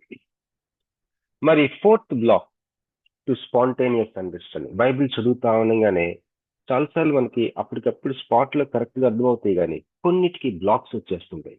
ఎప్పుడు వస్తాయి block? Historical block, cultural block, philosophical block. అలాగే 4వది లింగ్విస్టిక్ గ్యాప్. బైబిల్ పాత నిబంధన హెబ్రీ భాషలను అరామిక్ భాషలో రాశారు. పాత నిబంధన హెబ్రీ భాష, అరామిక్ భాషలో రాశారు. క్రొత్త నిబంధన గ్రీక్ భాషలో రాశారు. సో గ్రీకు భాష, అరామిక్ భాష, హెబ్రీ భాష. మనం చూస్తేనే తెలుగు వాళ్ళం, మనకి ఎంతో కొంత ఇంగ్లీషు, హిందీ, కొంతమందికి తమిళ్ ఇలా వచ్చుండొచ్చు, కానీ మనకంటూ మాతృభాష ఒకటి ఉంటుంది. అయితే బైబిల్ వేరే లాంగ్వేజ్లో రాశారు. ఇప్పుడు సామెతలు 2 ఉంటాయి, మరి కీర్తనలు రాసిన తీరు వేరు. పాత నిబంధన మరి అరమాయిక్ భాష, మరి హెబ్రీ భాష పద్యాల్లాగా పాడుకునే భాష ఉంటుంది ఎక్కువగా. మరి గ్రీక్ భాషలో చాలా ఫ్లెక్సిబిలిటీ ఉంటుంది. అప్పట్లో వ్యాపార సంబంధమైన లాంగ్వేజ్ అది గ్రీక్ భాష. ఈ భాషలో రాసిందని మనం చదువుతున్నాం కనుక ఆ యొక్క కొన్ని అంశాలు మనకి వెంటనే చదువుతున్నప్పుడు కొద్దిగా ఇబ్బంది కలుగజేసి అర్థం అవ్వవు. మనం చదువుతున్నప్పుడు అర్థం కాకపోవటానికి మొట్టమొదటి కారణం ఆ చరిత్ర సంబంధమైన గ్యాప్, 2వది సంస్కృతి సంబంధమైన గ్యాప్, 3వది ఫిలాసఫీ, వారి జీవితాన్ని వారు చూసే దృష్టి చాలా విభిన్నమైంది, వ్యత్యాసం ఉంటుంది మనకి వాళ్ళకి, అలాంటి గ్యాప్, 4వది భాష సంబంధమైన గ్యాప్. కనుక ఆటోమేటిక్ గా మనం అర్థం చేసుకోకపోవటానికి, అర్థం అవ్వకపోవటానికి ఈ గ్యాప్స్ ఉన్నాయి. ఈ గ్యాప్స్ ని మనము అధిగమించడానికి ఉదాహరణకి చిన్న ఎక్సర్సైజ్ చేసి మనం క్లోజ్ చేసుకుందాం. దయచేసి ఓపిక పట్టండి. 10:29 అని మీలో ఎవరికైనా చిన్న ఓపిక ఉంటే నేను టెక్స్ట్ పెట్టాను, అది చదవగలరా? లేకపోతే నేను చదివేస్తానండి. 2 పెట్టాను తెలుగులో టెక్స్ట్. ఒకటేమో ఫ్రీగా చదువుతుంటేనే అర్థమైపోతుంది, 2వది అది ఎప్పుడో జరిగింది కాబట్టి కొద్ది కష్టం అవుతుంది. మొట్టమొదటిగా చదువుతుంటేనే అర్థమైపోయేది చదువుతానండి మీకు. ప్లాస్టిక్ ఫ్రీ ఊరు పంచాయతీ ప్రకటన 2024. మన ఊరు పరిశుభ్రంగా ఉండాలి, ప్లాస్టిక్ వాడటం మానేయాలి. ప్లాస్టిక్ కవర్లు, బాటిళ్ళు వల్ల కాలువలు మూసుకుపోతున్నాయి, పశువులు తిని చనిపోతున్నాయి. అందుకే ఈ నెల నుంచి ప్లాస్టిక్ పూర్తిగా నిషేధం. ఎవరైనా ప్లాస్టిక్ కవర్లు వాడితే 500 రూపాయలు జరిమానా. గమనిక, ప్రకటన కరపత్రాలు ప్లాస్టిక్ కవర్లలోనే ప్రతి ఇంటికి పంపించబడతాయి. ఇది చదువుతుంటే మనకి ఇంకెవరు కూడా వివరించిన అవసరం లేదు. ఇప్పుడు నెహెమ్యా 8:7 దాని తాత్పర్యం తెలియజేయాల్సి వచ్చింది వాళ్ళకి. యేసుప్రభు వారు వాక్యం యొక్క భావం బోధపరిచారు, కానీ ఇక్కడ ఎవరు చెప్పనవసరం లేదు. ఈ ప్లాస్టిక్ గురించి మనకంతా తెలుసు, కానీ ఇప్పుడు నేను చదవబోయేది 2వది కొద్దిగా సహాయం అవసరం మనకి. దాంట్లో కొన్ని గ్యాప్స్ ఉన్నాయి, మీరు దయచేసి గమనించండి, చదువుతాను. ఉప్పు కన్నీటి కథ, గ్రామ సభ, గుంటూరు జిల్లా, 1930వ సంవత్సరం. అన్నదమ్ములారా, అక్క చెల్లెండ్లారా, బ్రిటిష్ ప్రభుత్వం మనం తినే ఉప్పు మీద కూడా పన్ను వేసి, సముద్రం దగ్గర పుట్టిన ఉప్పు, మన మట్టిలోనే తయారయ్యే ఉప్పు కోసం మనం డబ్బు కట్టాలి. ఇది న్యాయమా? గాంధీజీ దండియాత్ర మొదలుపెట్టారు. 24 రోజులు నడిచి సముద్రం దగ్గర ఉప్పు తయారు చేసి ఇక పన్ను కట్టము అని చెప్పారు. అది చూసి దేశం మొత్తం కదిలింది. మన ఊరి వాళ్ళు కూడా రేపు చెరువుగట్టు దగ్గరికి వెళ్ళి ఉప్పు తయారు చేస్తాం, పోలీసులు కొట్టినా కొట్టనివ్వండి, తిట్టినా తిట్టనివ్వండి, మన చేతిలో లాఠీ లేదు, కానీ మన మనసులో నిజం ఉంది. ఈ పోరాటం ఉప్పు కోసం కాదు, మన గౌరవం కోసం. మన తాతలు ముత్తాతలు బానిసలుగా బతికారు, మన పిల్లలు స్వేచ్ఛగా బతకాలి. అందుకే ఈ చిన్న ఉప్పు ముద్ద పెద్ద మార్పుకు నాంది అవుతుంది. జై హింద్. ఇది అర్థం అవ్వాలంటే ఉప్పు సత్యాగ్రహం అన్నది ఒకటి ఉంది. దాని గురించి మనం ఎక్కడో అక్కడ మళ్ళీ గూగుల్ ఎత్తుక్కోవడం, అసలు ఏంటి ఇదంతా, ఇది మనకంటే కొద్దిగా ఈ 50 సంవత్సరాలు 45, 50, 60లో ఉంటే కొంత తెలుస్తుంది. ఇప్పుడు యంగ్ పీపుల్ కి ఆ ఉప్పు లేకపోతే ఏమైంది అనుకుంటారు వాళ్ళు. అసలు ఉప్పు గురించి కూడా ఫైటింగ్ ఉంటుందా అనుకుంటారు. అసలు ఇదంతా ఏంటి అనుకుంటారు వాళ్ళు. వాళ్ళకు నాన్ సెన్స్ లా కనిపిస్తుంది. ఓరి ఏంటంటే అసలు ఏం జరిగింది, ఇది ఎక్కడ జరిగింది, ఎప్పుడు జరిగింది, ఎక్కడ వినలేదే. సో మళ్ళీ హిస్టారికల్ గ్యాప్ ఉంది, అప్పుడు అక్కడ మరి కల్చరల్ గ్యాప్ ఉంది, అలాగే ఫిలసాఫికల్ గ్యాప్ ఉంది. ఒక్కోసారి ఇక్కడ జై హింద్ అంటున్నాడు, సత్యాగ్రహం, ఉప్పు అంటున్నాడు, ఉప్పు ముద్ద అంటున్నాడు, మరి ఏంటి దండయాత్ర అంటున్నాడు. ఏమన్నాడు, దండయాత్ర మొదలుపెట్టంటే గాంధీజీ గారు. ఈ పదజాలం అంతా కూడా చాలా కొత్తగా ఉంటుండొచ్చు. సో ఈ గ్యాప్స్ ఉన్నాయి మనం అర్థం చేసుకోవడానికి. ఇక్కడ ఏం చేస్తున్నాం, ఓహో దీన్ని అర్థం చేసుకోవాలంటే మనం కొన్ని నియమాలు తెలుసుకోవాలా, కొన్ని సూత్రాలు పాటించాలి, లేకపోతే కరెక్ట్ ఇది అర్థం కాదు అని ఒక స్పృహ వస్తుంది. ఆ స్పృహ ఏం చేస్తుంది, అయితే ఇప్పుడు దీన్ని అర్థం చేసుకోవడానికి మనం ఏం పద్ధతులు నేర్చుకోవాలి, అవే హెర్మెన్యూటిక్స్, వాక్యం అర్థం చెప్పు శాస్త్రం యొక్క నియమాలు, దాన్ని వ్యక్తపరిచే కళలు. సో నెక్స్ట్ క్లాస్ లో ఇంకా మనం తెలుసుకుందామండి. టైం అయిపోయింది, నేను ఇక్కడ ఆపుతాను. మరి దయచేసి గమనించండి, నెక్స్ట్ క్లాస్ థర్స్డే, ఎల్లుండి సేమ్ టైం 8:30 to 10:30 జరుగుతుందండి. మరి ఈ లోపల కొన్ని గ్రూప్ లో ఈ తెలుగు ఇంగ్లీష్ పెడుతుంటాం, దయచేసి ప్రోత్సహించండి అందరినీ. ఈ సబ్జెక్ట్ అయిన తర్వాత మరి యొక్క ఫ్యాకల్టీ వస్తారు, వారిని అడుగుతా ఉన్నాం, మంచి సబ్జెక్ట్ తీసుకుంటారు. దేని చిత్తం అయితే సైమల్టేనియస్ గా కూడా ఇంకోటి స్టార్ట్ చేసుకోవచ్చు సమయం సహకరిస్తే. మీరు ఏం చేయాలంటే మీ సలహాలు చాలా అవసరం. ఇలా చేస్తే బాగుంటుంది బ్రదర్, అలా చేస్తే బాగుంటుంది, దయచేసి చెప్పండి. కొద్దిగా ఇంట్రెస్టింగ్ ఎలాగా మనం మలుచుకోవచ్చు దీన్ని ఇంకా ఎక్కువగా ఎంత యాక్టివ్. మరి అడల్ట్స్ పార్టిసిపేట్ చేయడం ద్వారా, యాక్టివిటీస్ ద్వారా నేర్చుకుంటానికి ఇష్టపడతాం మనం. కనుక అట్లాంటి యాక్టివిటీస్ ఉంటే ఎట్లా ఉంటే బాగుంటుంది అని చెప్పి మీరు దయచేసి మీ యొక్క సలహాలు మీరు దయచేసి ఇవ్వాలి, ప్రార్థన చేయండి.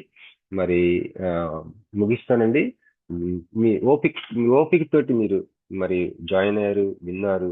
మరి పనులు బిజీగా ఉండొచ్చు, but still you have sacrificed your time, but God will definitely bless. నా కుమారుడా, తేనె త్రాగుము, అది నీ ప్రాణములకు మంచిది.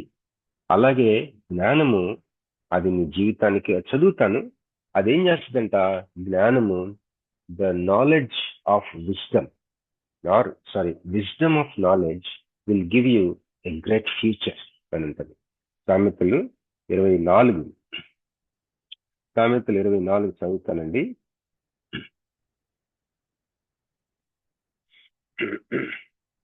మీరు తీస్తే మీరు చదవచ్చండి. సామెతలు 24 13. నా కుమారుడా, తేనె త్రాగుము, అది రుచిగలది కదా. తేనె పట్టు తినుము, అది నీ నాలుకకు తీపియే కదా. నీ ఆత్మకు జ్ఞానము అట్టుదని తెలుసుకొను, అది నీకు దొరికిన ఎడల ముందుకు నీకు మంచి గతి కలుగును, నీ ఆశ భంగము కానేరదు.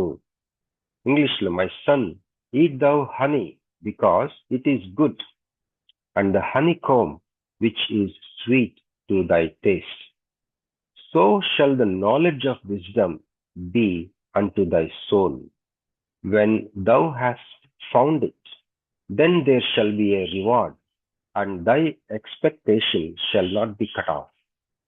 So, నేను చదివింది సామెతలు 24, 13, 14 అండి. ఈ వాక్యం ద్వారా నేను 2014లో థియాలజీ చదివాను. 3 years కష్టపడ్డాను, భయంకరంగా కష్టపడ్డాను.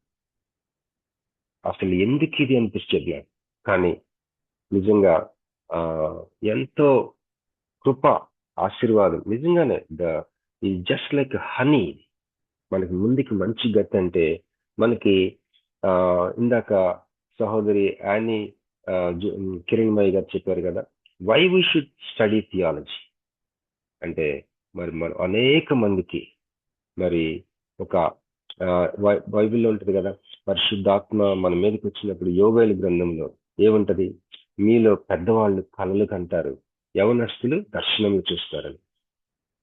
మనము కలలు కనే వారంగా ఉండాలంటే మనకి దేవుని గురించిన నాలెడ్జ్, విజ్డమ్ ఆఫ్ నాలెడ్జ్ మనకు అవసరం. We have to design young people's visions through our dreams. That is the blessing of our presence. దేవునికి స్తోత్రం కలిగిన గాక. మరి సమయం అయిపోయి క్షమించండి. Over to sister Praseetha garu. Praise the lord to all. ఇప్పటి వరకు క్లాస్ తీసుకున్న బాబీ గారికి కృతజ్ఞతలండి. మరి ముగింపు ప్రార్థన చేయవలసిందిగా పాస్టర్ జీవన్ కుమార్ అయ్య గారిని మనవి చేస్తున్నానండి. ప్రార్థన. మహాపరిశుద్ధుడైన మా తండ్రి, నీ ఘనమైన శ్రేష్టమైన నామానికి వందనాలు చెల్లిస్తూ ఉన్నాం ప్రభా. నా తండ్రి, అద్భుతమైనటువంటి సత్యాలను తెలుసుకోవడానికి, నేర్చుకోవడానికి మీరు చూపిన కృపను బట్టి వందనాలు. విన్న వారందరూ కూడా దాన్ని గ్రహించడానికి, అర్థం చేసుకోవడానికి తగిన కృపను మీరు అనుగ్రహించమని, కృపలతో మేలులతో నింపి నడిపించమని, ఇంకా అనేకమైన నీ వాక్యంలో నుంచి నేర్చుకోవడానికి కృపను దయచేయమని, దీవించమని, వాక్యం అందించిన బాబీ రత్నాకర్ గారిని కూడా దీవించమని, ఆశీర్వదించమని, నీ మేలులతో తృప్తిపరచమని, మహిం పొందుకోమని యేసుక్రీస్తు పరిశుద్ధ నామమును అడిగి వేడుకొంచున్నాం తండ్రి. ఆమేన్. ప్రైజ్ ద లార్డ్ గారు. Praise the lord. థ్యాంక్స్ అండి. ప్రైజ్ లార్డ్ అండి అందరికి. మళ్ళీ థర్స్డే 8:30 కలుసుకుందామండి. Thank you. Praise lord. Praise the lord.